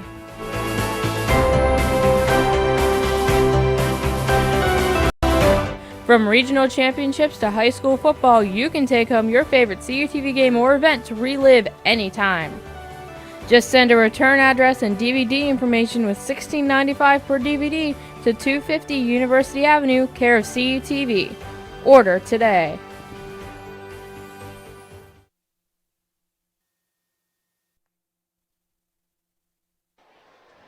Welcome back to Warrior Stadium in Elizabeth. Your score, Elizabeth forward 26, Uniontown 6. We are now officially halfway home through the 2014 Whitfield football season. Matt, I believe we have the halftime stats. And we do coming up here, but Elizabeth Forward, you'll see that right here, 255-75. That tells you about, but look at this set here. No passing yards for either team. I don't think I've ever seen that. But 255, one turnover for Uniontown. That was that fumble late right before the half ended. But again, 6 penalties for 40 yards. Uniontown has got to watch there. 12-6 first downs. And then again, another gaudy stat, 17 minutes to 6 minutes for Uniontown.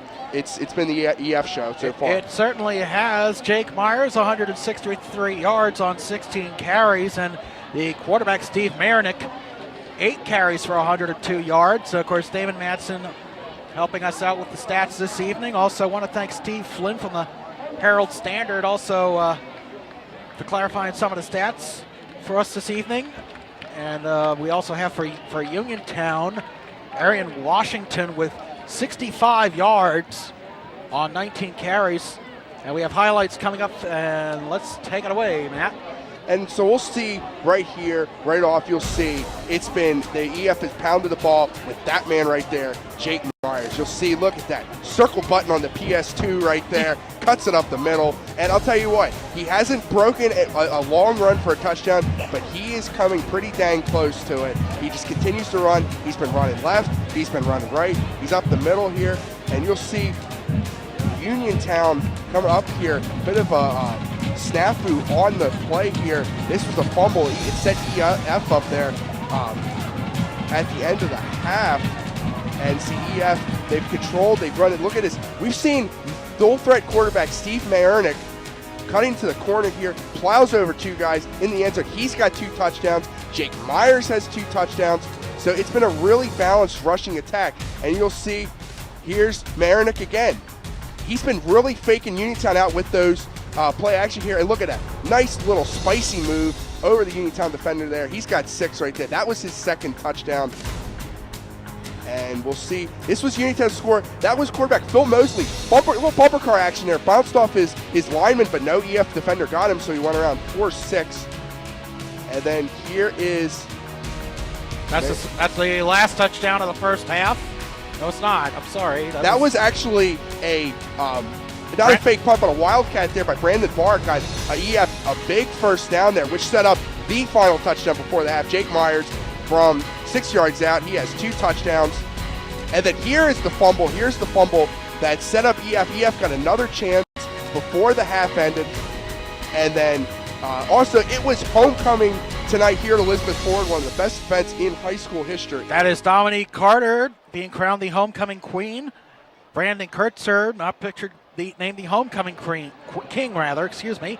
Congratulations to Dominique and Brendan on such a high honor for the Elizabeth Forward homecoming court. As it is going to be Barr kicking off. And that goes out of bounds. It's the 3rd time we have seen that from Elizabeth Forward this evening, but Uniontown able to capitalize on one of those kicks. The 2nd time, not so much, and it looks like John Fortuna, the head coach of Uniontown, going to say, make them kick it again. It worked once, why not do it again? So EF trying to do it. They keep trying to go to that squib kick. It's worked half the time.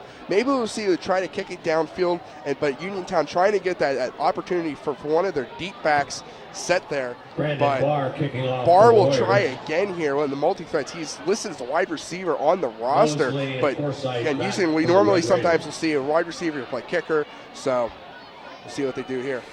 See a lot of players playing a lot of different positions in any level of high school football, whether it's quad A or single A, and there's another squib kick. It's going to be scooped up at the 38-yard line, and what a stop by John Devine, as I believe that was Milana, number 3 for Uniontown on the return, but that gets the Red Raiders at the 47-yard line. So really a net gain of 7 for the Red Raiders. For the Red Raiders as far as field position by taking the penalty, making them kick rather, instead of taking it at the 40.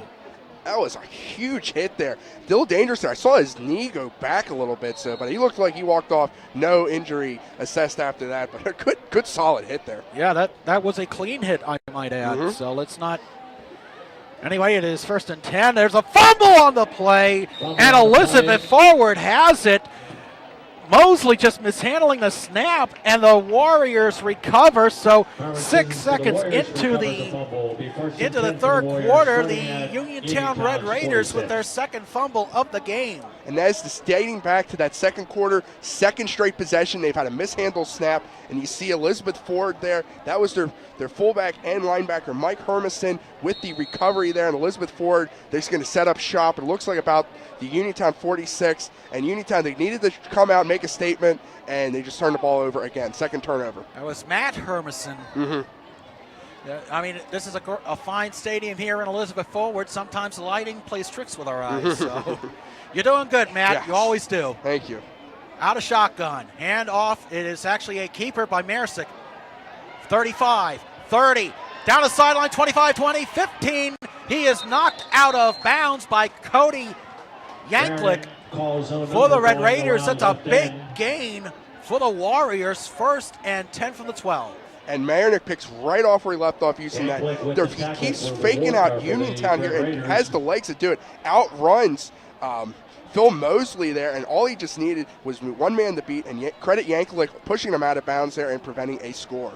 And remember, Elizabeth Forward scoring on their first 4 possessions. They were unsuccessful on their final one, but nonetheless, out of the shotgun, the handoff to Myers. Myers is stuffed right away, and I believe they're going to say Uniontown has forced a fumble. John Clark, 54, with the ball, but they're saying no, he was down by contact, so Myers with the handoff. No gain. Haven't said much about Myers, rather, excuse me. He's 2nd and 10. There was no whistle, so that's why Uniontown kept trying to go there. That was John Clark who came out with the ball, but it looked like that Myers' knee was down. Yes, the officials have a far better view than we do up here on press row, but nonetheless, there's the handoff to the fullback, Hermison. It looks like maybe a gain of a yard on the play. That sets up a 3rd down. This is really a gut check sequence here for the Red Raiders as the Elizabeth Forward not huddling, but they're not running hurry up. We've seen that a lot in high school football. Not so many huddles by the offenses. Saw Elizabeth Ford go to that a little bit towards the half, trying to get enough time here, but they got just taking their time, trying to get the best play possible to convert here on 3rd and long. And they're milking the clock, 5 seconds on the play clock. Snap, handoff. Myers gets nowhere. He tries to find a hole, but the Red Raider defense closes it up quickly. So that'll set up a 4th down. Looks like maybe no gain on that play. And Uniontown was ready there. Myers tried to bounce it to the outside, could not. Looked like John Clark. He broke the tackle there of John Clark. A couple of Uniontown defenders there, number 33, Yankovic again. And they are going for it on 4th and 9. And it's interesting, you wonder, we've seen 2 different place kickers for the Warriors tonight, but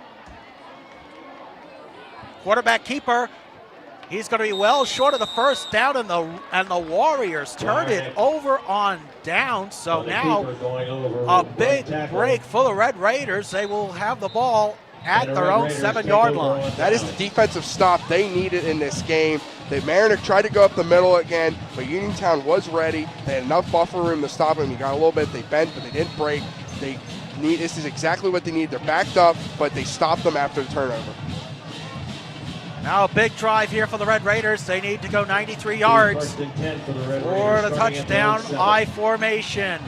He pitched to Washington. Washington finds a hole, gets a gain of about 7 on the play. They're going to spot him down at the 12-yard line. Actually, that is a gain of 5. My apologies. Math is not so strong tonight, Matt. But really, it's still 5-7 yards, decent gain. It's a good start, and it sets you up in a decent spot to get a 1st down. That is what's most important. We saw a great block there by 73, Darius Pratt. That offensive line holding strong for the Red Raiders out of the I formation. The handoff and another fumble, and it is recovered by Elizabeth Forward. Unbelievable.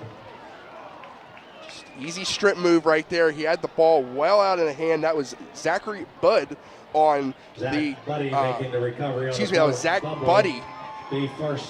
And gave it the ball off there to Elsick. And he was carrying that ball outside there. And when Buddy came in, just easily ripped the ball out of his hands. And Elizabeth Ford right back in business. And they're going to have a very short field, 1st and goal from the 9-yard line.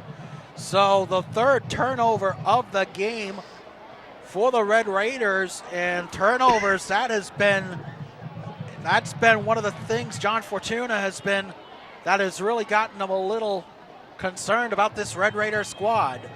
A 1st and goal from the 9. Oh, and another fumble. Another fumble. Oh my See goodness. who's got it.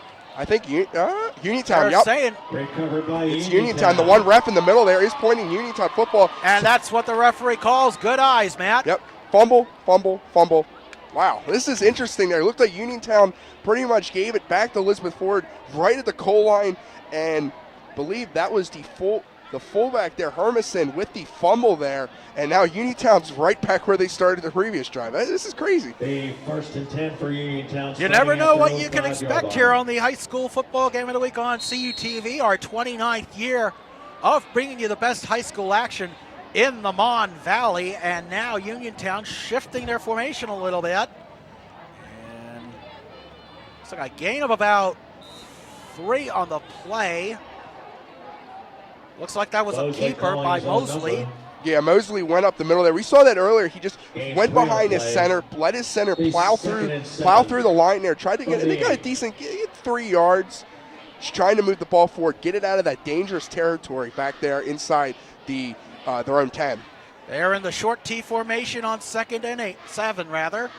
Ball at the 8-yard line. Washington with a nice stiff arm. He's going to get the first down and then some. He was carrying Zach Bodie again, but he gets enough for the first down. He needed 7.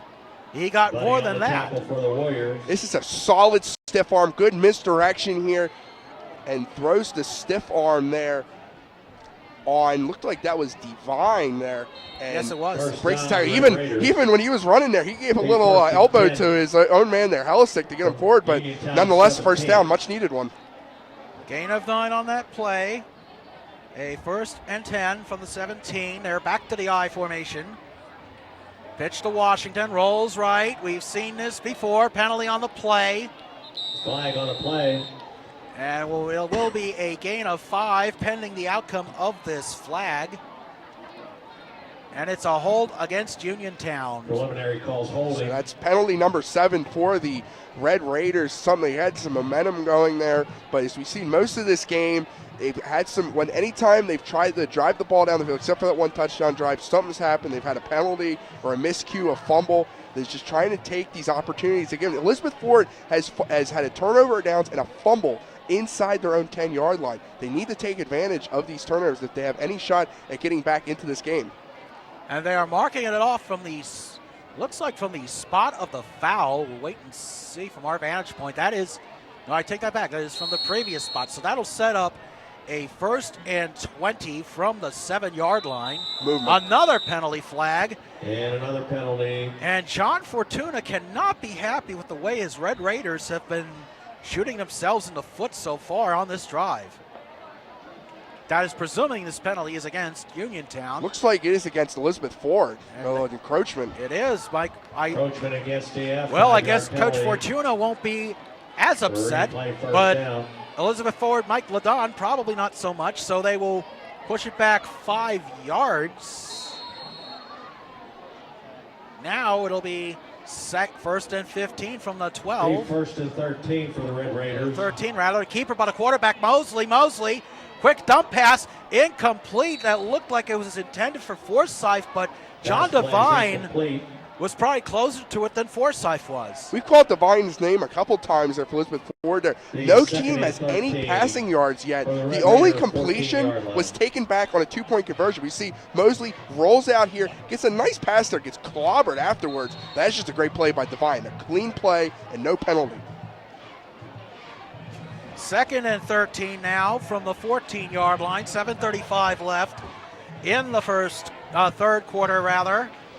Uniontown trying to come back down 26-6. The handoff up the middle to Washington. Washington powers his way. Looks like he may have enough for the first down. We'll see where the officials spot it. But he's well short. He got back to the original line of scrimmage. I'm sorry, that was the original line of scrimmage. We just had a little bit of a mental block, but it is a 3rd and 10 now. My apologies. Gain of 3 on the play, brings up 3rd and 10. So they're back to where they originally started after got that first down run there by Washington. So they've moved their way. They got that penalty. It's still 3rd and long, but they have a shot here. Maybe do something like they did when Mosley had a rollout here, try to get a receiver open downfield.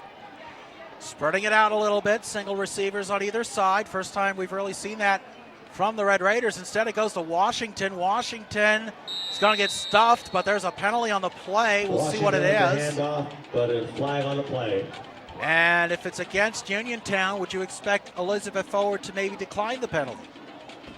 No, personal foul, face mask.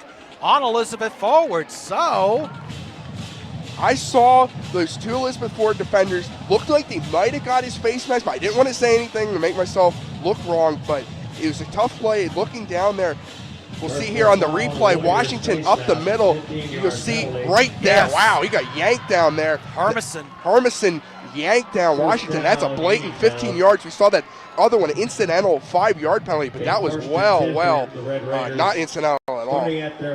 Absolutely not. They're marking it at the 32-yard line. So that is a 1st and 10. Another penalty. Flag on the play.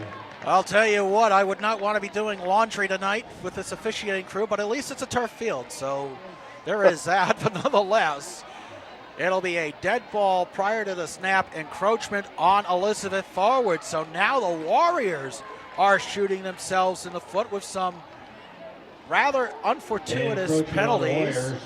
3 now on this Uniontown drive, and Uniontown starting to build a nice drive together. You got 6:37 here in the third quarter, so they're being steady.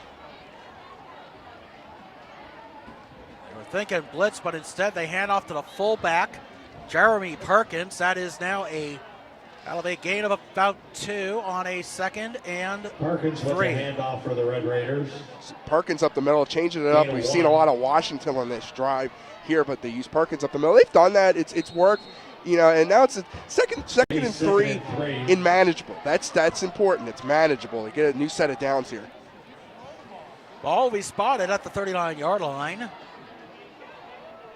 5:56 left in the third quarter. The handoff, no, Mosley's going to roll out to his left, and he is going to get taken down well behind the line of scrimmage by Josh Krautzer. That is a loss of calling his own number. Quite a bit. They're going to mark him at the 25-yard line. Looks like a loss of about 14. And you see Mosley trying to get outside here, but he had no chance there. Looked like that was Miles on there. Got him by the horse collar, but that is not a penalty in high school. But it's just a good play there by Miles, throwing and setting the momentum back there. So now instead of 3rd and short, it's 3rd and long. It's going to be 3rd and 16 from the 26-yard line. Ball basically spotted in McKeesport for all intents and purposes. So a big play here for the Red Raiders. They are going back to the short T formation. Mosley fakes the handoff to Washington, rolls right, looks, fires, pass complete to Perkins. Perkins at the 35, taken out at the 36-yard line. That is the first completed pass for either team today, but the Red Raiders fall short, so they will punt it away on 4th and 6. We see Mosley again rolling out there. He had his receiver Perkins open there, the fullback, trying to get a big hit there over Brandon Barr, but Barr had none of it. Good open field tackle and forces a Uniontown punt.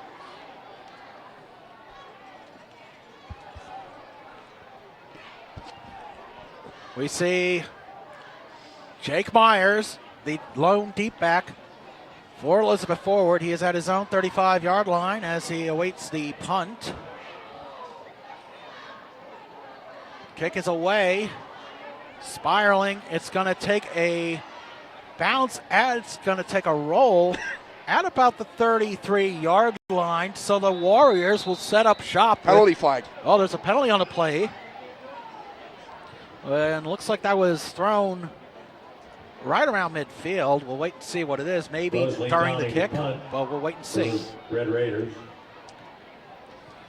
And if that happens to be against, against Elizabeth forward, if that was prior to the kick, that could benefit Uniontown. But again, we'll wait for the call from referee Joe Haley. And there's a flag on the play. Wait, and it is a personal foul against Elizabeth forward. So we're waiting to see if that was while the kick was in the air. If it was, Uniontown would probably get it back on offense, but it looks like they're going to mark it off after a dead ball foul.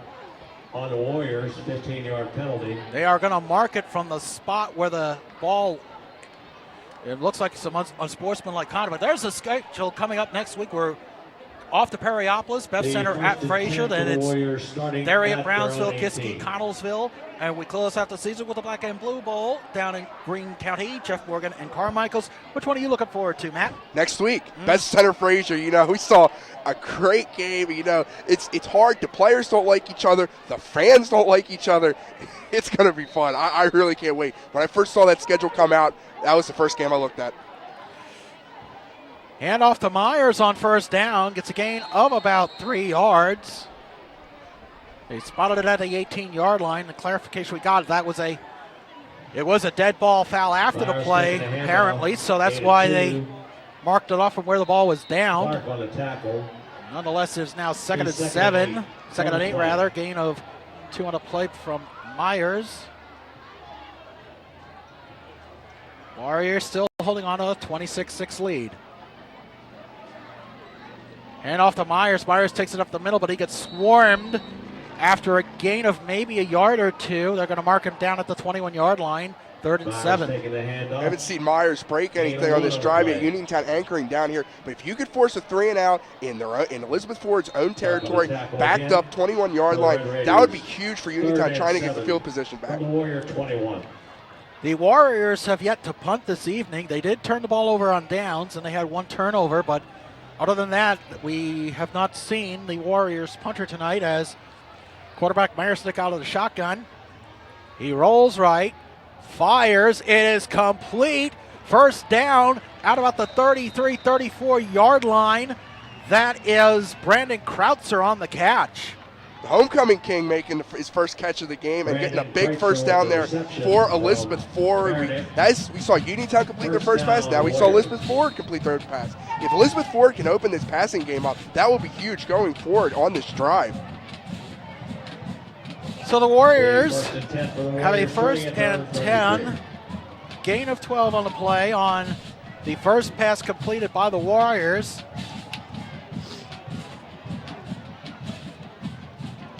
Quarterback keeper, pitch instead to Myers. Myers with a gain of about 6 yards before he's pushed out of bounds by Cody Yanklick. Yanklick's made a couple nice tackles, preventing some big damage here because this is set up good. The option, they can get dangerous with a bad pass, but Merrick pitched it at a good time, got it out to Myers, and so Yanklick was there again for Uniontown, And the clock has stopped with 2:20 left. I guess the officials are trying to sort something out. It's hard to tell from our vantage point, but looks like maybe an equipment issue. We see one of the trainers for Uniontown coming out, I guess being sent back to the sidelines. So looks like we will resume action after the gain of 3 yards. Darius Pratt was shaken up, and he is right down on the sidelines there, so that was because of the stoppage of play there.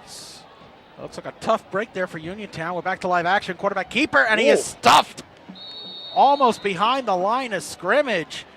Looked like that might have been John Clark. Yes, it was. John Clark just flying through the easy pass lane. No gain. Clark right up the gear. Oh, that's a great punishing hit. That's a statement. Hit him like a truck. I mean, we're quite a distance away from the field here in the press box at Elizabeth Forward, and I felt that, it seemed like. But anyway, back to throw. It is incomplete, intended for Krautzer. So now we will see Elizabeth Forward likely punt on 4th down. And Elizabeth Forward will be punting for the first time. It looks like they're right idea to get it out to Krautzer there, but just out of the reach, just out of bounds. So see Barr come out. Looks like Barr's going to come out the kick. He was lined up for that. It looks like a fake punt if they use it. Punt for the Warriors. And it is a fake punt, Matt. Good call. Barr, 40. He gets the first down and then some. He gets knocked out of bounds at the 45, 46-yard line. So once again, Matt Hagee, eagle eyes on that call. So look at that. That's the same exact play. How does Uniontown not see it? Notice, hey, Barr burned us the first time. They're not punting. They're not punting. They let Barr run right to the right, all the way to the right there. And it's just, it burned them again, and they continue to run that. Elizabeth Ford doesn't feel like punting at all. And it's paying off. 1st and 10, Elizabeth Forward. Hand off to Myers. Myers, midfield, 40, 30, 20, 10. Touchdown, Elizabeth forward. We finally see that breakout run from Jake Myers, and we'll see on the replay shortly a great block by Brandon Krautzer to clear the lane. This Uniontown defense was on borrowed time until Myers was going to break through here. And I'll tell you what, it's a great run. He likes that right side, right up the middle there. The only guy that had a shot for Uniontown was Malachi Melina. He fell down, and now there's Myers. He's got the hat trick tonight, so tip of the cap to Mr. Myers there. I'm glad I'm not wearing a cap because it's football. You don't want to throw it on the field, but they are going to go for 2 here. And it's right up the gut to the fullback. It is the 2-point conversion by Hermanson is good. 1:24 left in the third quarter. Your score, Elizabeth forward 34, Uniontown 6. This is the high school football game of the week on CUTV.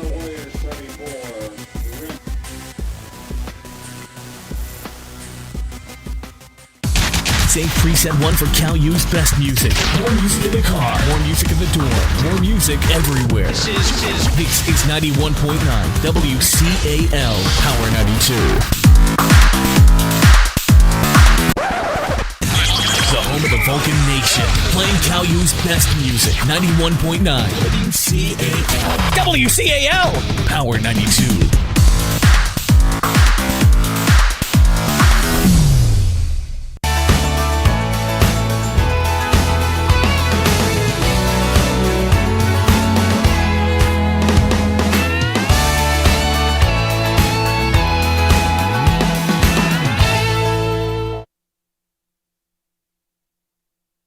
And welcome back to Warrior Stadium in Elizabeth. 1:24 left to play in the third quarter. The Elizabeth forward Warriors with a 8-play, 82-yard drive, taking 2 minutes and 37 seconds off the clock as Barr kicks it. Barr with the kickoff. And it is, I thought maybe the Uniontown player touched it. Yes. He touched it. Yes. That ball was going well out of bounds. No reason there for Forsyth to touch the ball there. They trying to check to see if there is a flag, but start 1st and 10 at their own. Forsyth definitely touched it. He definitely got a paw on it there. He looked like it was his left hand. So instead of having EF kick over for the 4th time again, Uniontown's going to start on their own 22. Yes, it was rather ill-advised by Forsyth. So the Red Raiders will set up shop at their own 22-yard line with 1:24 left. Back to the eye. Pitch to Washington. Washington finds a hole, gets a gain of about 3. 2nd down. And Washington 7 coming up. For the Red Raiders. No, Uniontown trying. They got to open up a little bit. They use Washington up the middle there. Washington, he's been the bright spot for Uniontown in this game. He helped them on that last drive there. Mosley's got a couple nice runs. 3 on the play brings up 2nd moving and 7. ahead, but time is ticking down. We have a minute left in this third quarter. 2nd and 7 from the 25. Uniontown back in the Maryland I. Pitch to Washington. Washington gets back to the original line of scrimmage, and he just powers his way for a gain of 3. That'll be a 3rd down and 4 coming up. That is about one of the toughest 3-yard runs you will ever see. Look at that, stiff arm. And then he'll cut up and plow over 2 Elizabeth Ford defenders getting forward there. Washington's a nice back for the Red Raiders, and he's a junior, so Uniontown's going to like having him back next season. There is no quit in this Red Raiders team, that is for sure, as we're back to the Maryland I on 3rd and 4. Washington with a handoff, rolls left. He gets taken down short of the 1st down by Anthony Brinson. So the Red Raiders will punt as we are approaching the end of the 4th quarter. That is, in fact, the end of the 4th quarter. The play brings up 4th down, and that's the Brinson, he's a big man out there, 6'3", 295. He's only a sophomore. That's going to be big for Elizabeth Ford here. And we are at the end of 3 quarters. Your score, Elizabeth forward 34, Uniontown 6. And Matt, one of my favorite parts of our high school broadcasts here on CUTV. The hot dog score, Elizabeth Forward, always one of the favorites here, a 9.75. And well deserved. Yes. I can't name of every great thing that was in this concession stand. Chick-fil-A sandwiches, Turner's iced tea, fried Oreos, good hot dogs, good cheeseburgers. This is going to be tough to beat. I couldn't believe how much food I had coming from band, carrying up here. It's a great concession stand. I can't say enough. I'll tell you what, the Elizabeth Forward concessions are now in the lead on the hot dog score. They've overtaken Neff Center. So Fraser, Brownsville, Connellsville, and Carmichael's, you're going to have a tough act to follow. Fraser's going to be tough. Yes. Fraser's going to be tough. I remember they had a good stand. You know what? It's not just the concessions here at Elizabeth Forward that makes this a wonderful place to call a game. It's just the help we get from the staff, the athletic department, and everyone around here in Elizabeth. As we're back to live action, the punt. Myers calls for a fair catch. He will field it at the 37-yard line. That's where the Warriors will set up shop with 11:54 left. They are very close to the running clock here. Jake Myers calling for a fair They had that 9-minute drive against, you mentioned Trinity. This is about, I think this is where they're going to try to just run the ball, shoot clock out, and just end this game here. They got it well in hand. It looks like 34-6, 11:54 remaining here in the fourth quarter. But just take your time. They can use those backs. No question, Jake Myers has been the player of the game so far. They just ride the back you've been going with all night and into the can't say sunset because it's night out, but you know what I mean. Yep, giddy up, partner. Nightfall here in Elizabeth. It's see the cornfields on the opposite side of Route 48, the other side of the stadium, as we are back to live action, and a handoff. That is Malloy. He manages to get back to the original line of scrimmage. It looked like he might have lost a yard, but they're going to mark it at the original line of scrimmage. He's got some serious moves here on this run. Shakes off the tackle. It looks like that was Perkins for Uniontown, and getting up there, serving out some nice dance moves there almost. Yeah, Darius Pratt with the tackle. Yeah, we're talking about dance moves. I mean, this young man is a freshman, so he's got a bright future ahead for him here in Elizabeth. And Malloy will again take the carry. Gets a gain of about 4 after a couple of spin moves. Actually, check that, make that a gain of 6. So they'll set up a 3rd down and 4. Looks like that's Malloy will be the back that Elizabeth Ford will ride to the end here. And he's good. I mean, Myers is a senior, so here's your heir to the throne next season that we're going to be seeing next season. Brian Malloy is going to be your feature back, and we're getting a little glimpse into the future there for the Warriors. And the future certainly looks bright for this young man. He's a couple of plays so far has been rather impressive. He'll get the handoff again. He gets the 1st down and then some. And they'll mark him right at midfield. So we're looking. Looks like we are seeing the future of the Warrior backfield here in Brian Malloy. And you definitely are. But also, quarterback Steve Myernick, he's only a sophomore. And he's made some really nice plays, both with his legs and also just keeping the Elizabeth Ford balanced. You can get a leader like that at a sophomore stage. Can't wait to see what he's going to be like when he's a senior. I mean, they're certainly going to have their hands full down the road with Thomas Jefferson. But to be fair, Matt, everybody in the Big Nine has a problem with TJ. They're the decade, yes. Handoff again to Malloy. Malloy finds a hole, gets a 45, 40, 35, 33-yard line. He had looked like Anthony Brown, 17, carried him for a few yards. So that is one heck of a play there. And Malloy, he's only 5'7", but he's one of those short little backs. Goes right up the middle. His size is tough to break down. And you see there, good call there. That was Anthony Brown, the sophomore for Uniontown, on the tackle there, prevented for more damage. And he carried him for about a good 5, maybe 6 yards. That's a conservative guesstimate. It is 1st and 10 for the 38. Malloy again, rolls left, 30, 25, slips through a hole, gets inside the 20-yard line. I'll tell you what, Matt, I would not be shocked if Brian Malloy ends up if they get a couple more possessions, he might get 100 yards tonight. He might, and we've got 9 minutes left there. But if Elizabeth Ford scores another touchdown, we will be in mercy rule. Running clock, yes. Running clock. So, but I mean, I really like the looks of this Malloy kid. He's doing a great job. He's a shifty, quick back, not the biggest back, but he's a tough kid. He's a really tough kid. He's got shifty moves. And Elizabeth Forward letting the clock run with 9:16 left in regulation. Again, the handoff. No, he fakes a quarterback keeper to the 15, 10, 5. Touchdown, Elizabeth Forward. Steve Marinick once again decides he's going to take it to the house himself. And 9:07 left in this ball game, Matt.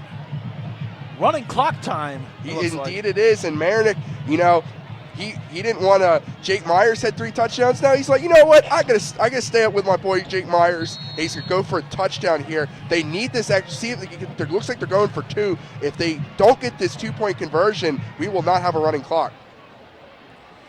Incidentally, Malloy with 45 rushing yards on that drive.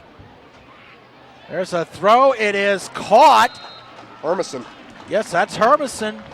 2-point conversion, so now we will be going to a running clock. 9:07 left to play in this ball game. You score Elizabeth Forward 42, Uniontown 6. You are watching the high school football game of the week on CUTV Sports.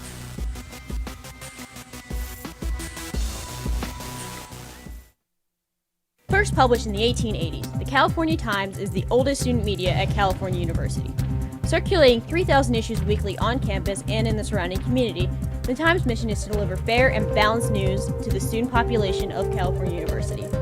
All students are welcome to be a part of the California Times. Our offices are located in the Natali Student Union. Keep up to date with the Times online at www.caltimes.org, Facebook, and follow us on Twitter. 29 down. 4 letters to describe excellence in college television. I know. CUTV, California University Television.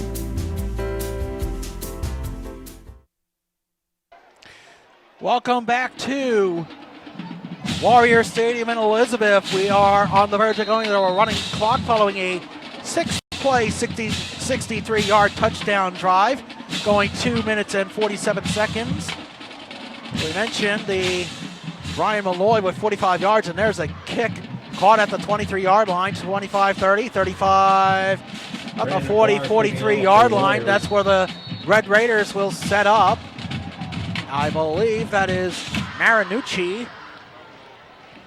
And you're right there. That was Marinucci on the kick. But this is an interesting stat. Now, we mentioned Thomas Jefferson's dominance earlier.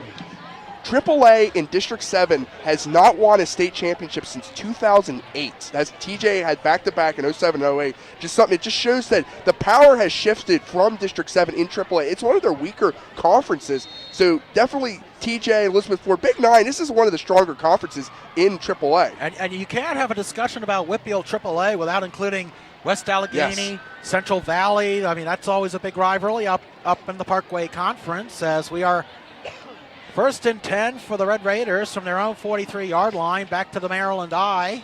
Penalty on a play. It looks like it may be a false start. Flag on a play. We'll wait for the official call. And we'll try and head something here. We'll get to that. False start on the Red Raiders. But you think about it, with that power shifting to Eastern Pennsylvania, it's been Archbishop Wood, Allentown Central Catholic won in 2010. And Bishop McDevitt's taken out, and Erie Cathedral Prep, too, has taken out the District 17. And we had movement on the defensive line, but he gets reset in time. First and 10 for the 15. And Mosley looked like he stumbled, but he regains his footing. He is forced out of bounds. That is a sack by Zachary Budd. So with the keeper. So now that'll be a second and long for Uniontown. Loss of 10 on the play. So they're calling it a loss of 10. Ball spotted at the 28-yard line. The second and 25. And second and 25 for the Red Raiders. Just heard of the PA announcer there. Buddy's made a couple nice plays, and he's got that nice linebacker speed. He's the fullback as well. He's only a junior, so again, this is a young EF team. There's the pitch to Washington. Washington with the handoff. That is a gain of about 3 or 4 yards as Uniontown goes back to the short T formation. And while we have a chance, Miles with the tackle. Want to thank Brian Rozak from WMBS AM Uniontown, giving some good insight on this Red Raider team. That was a gain of 4, by the way. So now it'll be a 3rd and 21. Uniontown has a nice staff down there. They let me shoot highlights 2 weeks ago while CTV was up in Bloomsburg. It's a nice facility down there. Good people. Back to the short tee, and there's the fullback. That was Perkins. Taking the inside It's handoff short of the first down, but a nice gain nonetheless by Perkins. They're going to mark him at the 42-yard line, so it's 4th and 11. It's about a yard short there, the original line of scrimmage there. So, I mean, you're Uniontown. You got 6 minutes left in this game. Looks like they'll be sending their punter out there, Melina. So, if Uniontown assuming they get this punt off here, EF will probably run this clock down. We'll see. We do see Myers, back deep at his own 30-yard line. for the Red Raiders. And Uniontown trying to get one Myers player. back. And there's a penalty on the play. It might be a substitution penalty, but wait and see as the ball is going to roll out of bounds at about the 21-yard line. But we saw Dustin Cesario run in almost right as the punt was going in there. So they may call him for an illegal formation or an illegal shift. Wait and see. False start. And they're going to decline it. Take the ball at the illegal formation, because if it was a false start, we would have seen the hand go up to signify dead ball prior to the play. So it looks like an illegal formation. Yes. We saw number 60, Cesario. Same hand motion there, but coming up, we've got Vulcans volleyball this Tuesday. The Vulcans play Seton Hill at the Convocation Center, and Friday night, the big showdown at the Tri-County South Beth Center at Frazier. And then Saturday, Cal U football going to Greensburg's Offit Field, a lovely facility just in downtown Greensburg. They will take on Seton Hill. And Greensburg-Salem also calls that field their home field. But I'll tell you what, Cal's obviously the big rivals with IUP, but with Seton Hill coming into the PSAC, playing PSAC sports, it's closer than IUP. So we saw in women's basketball last season, that's becoming a big rivalry in all sports. And now we have a penalty on 1st and 10 from the 20 on that note. It is 5:41 left to play in this contest. Looks like it'll be waiting for the official call from... Illegal substitution on Uniontown. It's illegal substitution on Uniontown. It's a call from Joe Healy, our referee tonight. So that's 5 yards. First down, be 1st and 5 for the Warriors at their own 25. It's 1st and 5 from the 25-yard line. 5:33 left. The handoff up the middle, and that. Brendan McCown, he's a freshman. He's getting his first carry there, so we saw a little bit of Malloy. Give him some rest. Jake Myers, rested in the sideline there after his big game. But one of these games for teams that are blowing up here, see, this is a good run here by McCown, the freshman there. McCown taking the handoff for the Warriors. Got the first down, but it's good for teams like this when you can let your young players play. Because we even have backup quarterback Daniel Jacobson. He's a freshman as well. They're just going to let the clock run. It is 5:11 left.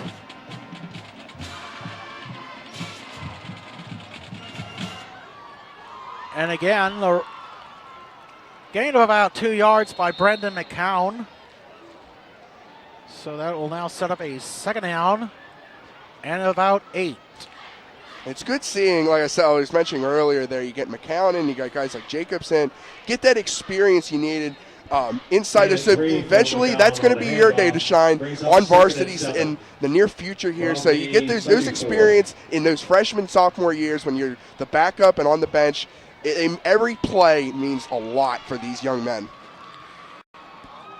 2nd down and 7 is the call. It'll be at the 34-yard line. McCown again. Runs up the middle. He's going to get about 4, maybe 5 yards on the play. That'll set up a 3rd and short.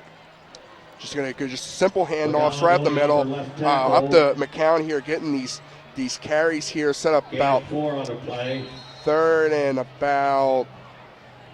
3. 3, yes. No, 2, correction. It was a gain of 5. 3rd and 3. Penalty flag. Well, now we have a penalty. And a flag on a play. Wonder if it was 12 men on the field, because we saw 72 Giannopoulos trying to get off the field, but we'll wait and see what the officials say. And, Matt, you were talking about Eastern Pennsylvania. People remember District 3, which is your neck of the woods. They wave the flag off, but District 3, that's out your neck of the woods. They now compete in the western side of the bracket. They've been doing that for about, I'd say, 8-9 years now. That's something they implemented around 2006. I know the State College would be implemented in, but it's definitely a change. They did a lot of redistricting. Because there's a lot of larger schools in the District 1 area. McCowan looks like he's going to be stopped short, maybe gain a yard on that play. Speaking of District 3, I know what your dad's old school, Wilson West Lawn, going over right tackle. had their 44th straight section win in the Lancaster 11 League last week, so it's 4th and 1. And they were up 62-6 last time I saw, as this is not a live broadcast, but you'll see all our these highlights for these District 7 games on cable there, but give a shout out to my dad's school as well. It's a good program. It's a model program. Yes, they are. They've had a lot of success over the years in the handoff. And it looks like they may have the first down. That's preliminary indications. Buddy with the handoff. And that's Buddy with the handoff. I think he may have it. We'll wait and see. Right, it's the chains say 4th down. They might try to measure this or not there. But, I mean, I'm thinking even if Elizabeth Ford's backed up, you just go for it. They will bring out the chains. Well, that was 4th down. Out to measure. So they are going to measure to see if, in fact, he got the first down. If he got it, Matt, he may have it by the nose, by the tip of the football. We shall see. Getting back to how that Western PA, Eastern PA things works, in Quad A and AAA, the bigger things, the District 3 champ will play the winner of out of District 7, District 10, and that's something District 7 struggle on with Erie Cathedral Prep. He is short. He is short, so Elizabeth Forward will turn it over on downs. Another team out of, had a nice comeback out from Lampeter Strasburg. The Red Raiders take over on down. And there's our Twitter handle, at CUTV_PA. The last couple of weeks we've been promoting our broadcasts here on Twitter. There's also been another web, so you can log on, find out what's new and exciting in the world of CUTV. We also want to take this opportunity to thank the Pittsburgh Sports Report for retweeting and promoting our broadcasts through Twitter. It's always greatly appreciated, and the same with MSA Sports, the Pittsburgh Sports Report. Last couple of weeks they've been promoting two of our games. New quarterback, it's Milana. It is Milana. First down for the Red Raiders. That is, looks like Brandon Burton, 26, a new running back. And as for Elizabeth Ford, this game, it's well out of reach. We got 2:39 remaining here. But even when you're down, you can still get that experience going forward. Uniontown, it's basically, with Lyric Ellis out, it's quarterback by committee with using with Mosley. Can switch Melina up a little bit. They got a lot of quarterbacks on this roster. I see Kane Fry is a freshman. There was no gain on that last play as the clock runs, 2:19 left. That is Marinucci on the carry, gain of about 3. That'll set up a third down. Mariucci, another one of those young backs coming in for Uniontown. We also seen him on defense a little bit as well, but now you get to see him on offense here. 3rd down and 6. Let's see what Uniontown can do. Run brings up 3rd and 6 for the Red Raiders. 3rd down and it is 3rd and 6. Looks like Uniontown does have the first down, or they may be short of it. Excuse me. Looks like they were right now. Initial spot is 4th down. Change say 4th down. So obviously, no punting here. Uniontown going to try to get another first down here. You got 1:32 remaining in this game. Running out of time, but maybe they can get another score here to get some stats padded. A 4th and 1. So a 4th and 1 with nothing to lose here for the Red Raiders, as we are approaching the final minute of the game. Handoff Mariucci. He is going to be taken out short of the first down, so that will pretty much... Mariucci with the handoff. That play was pretty much blown up from the beginning. Mariucci was a bit of a snafu on the handoff there, so he was trying to get around there. Almost made a nice job to get that 1 yard, but good stop for Elizabeth Ford. That's a lot of second-string Elizabeth Ford defense out there, so kudos to them. Nice job.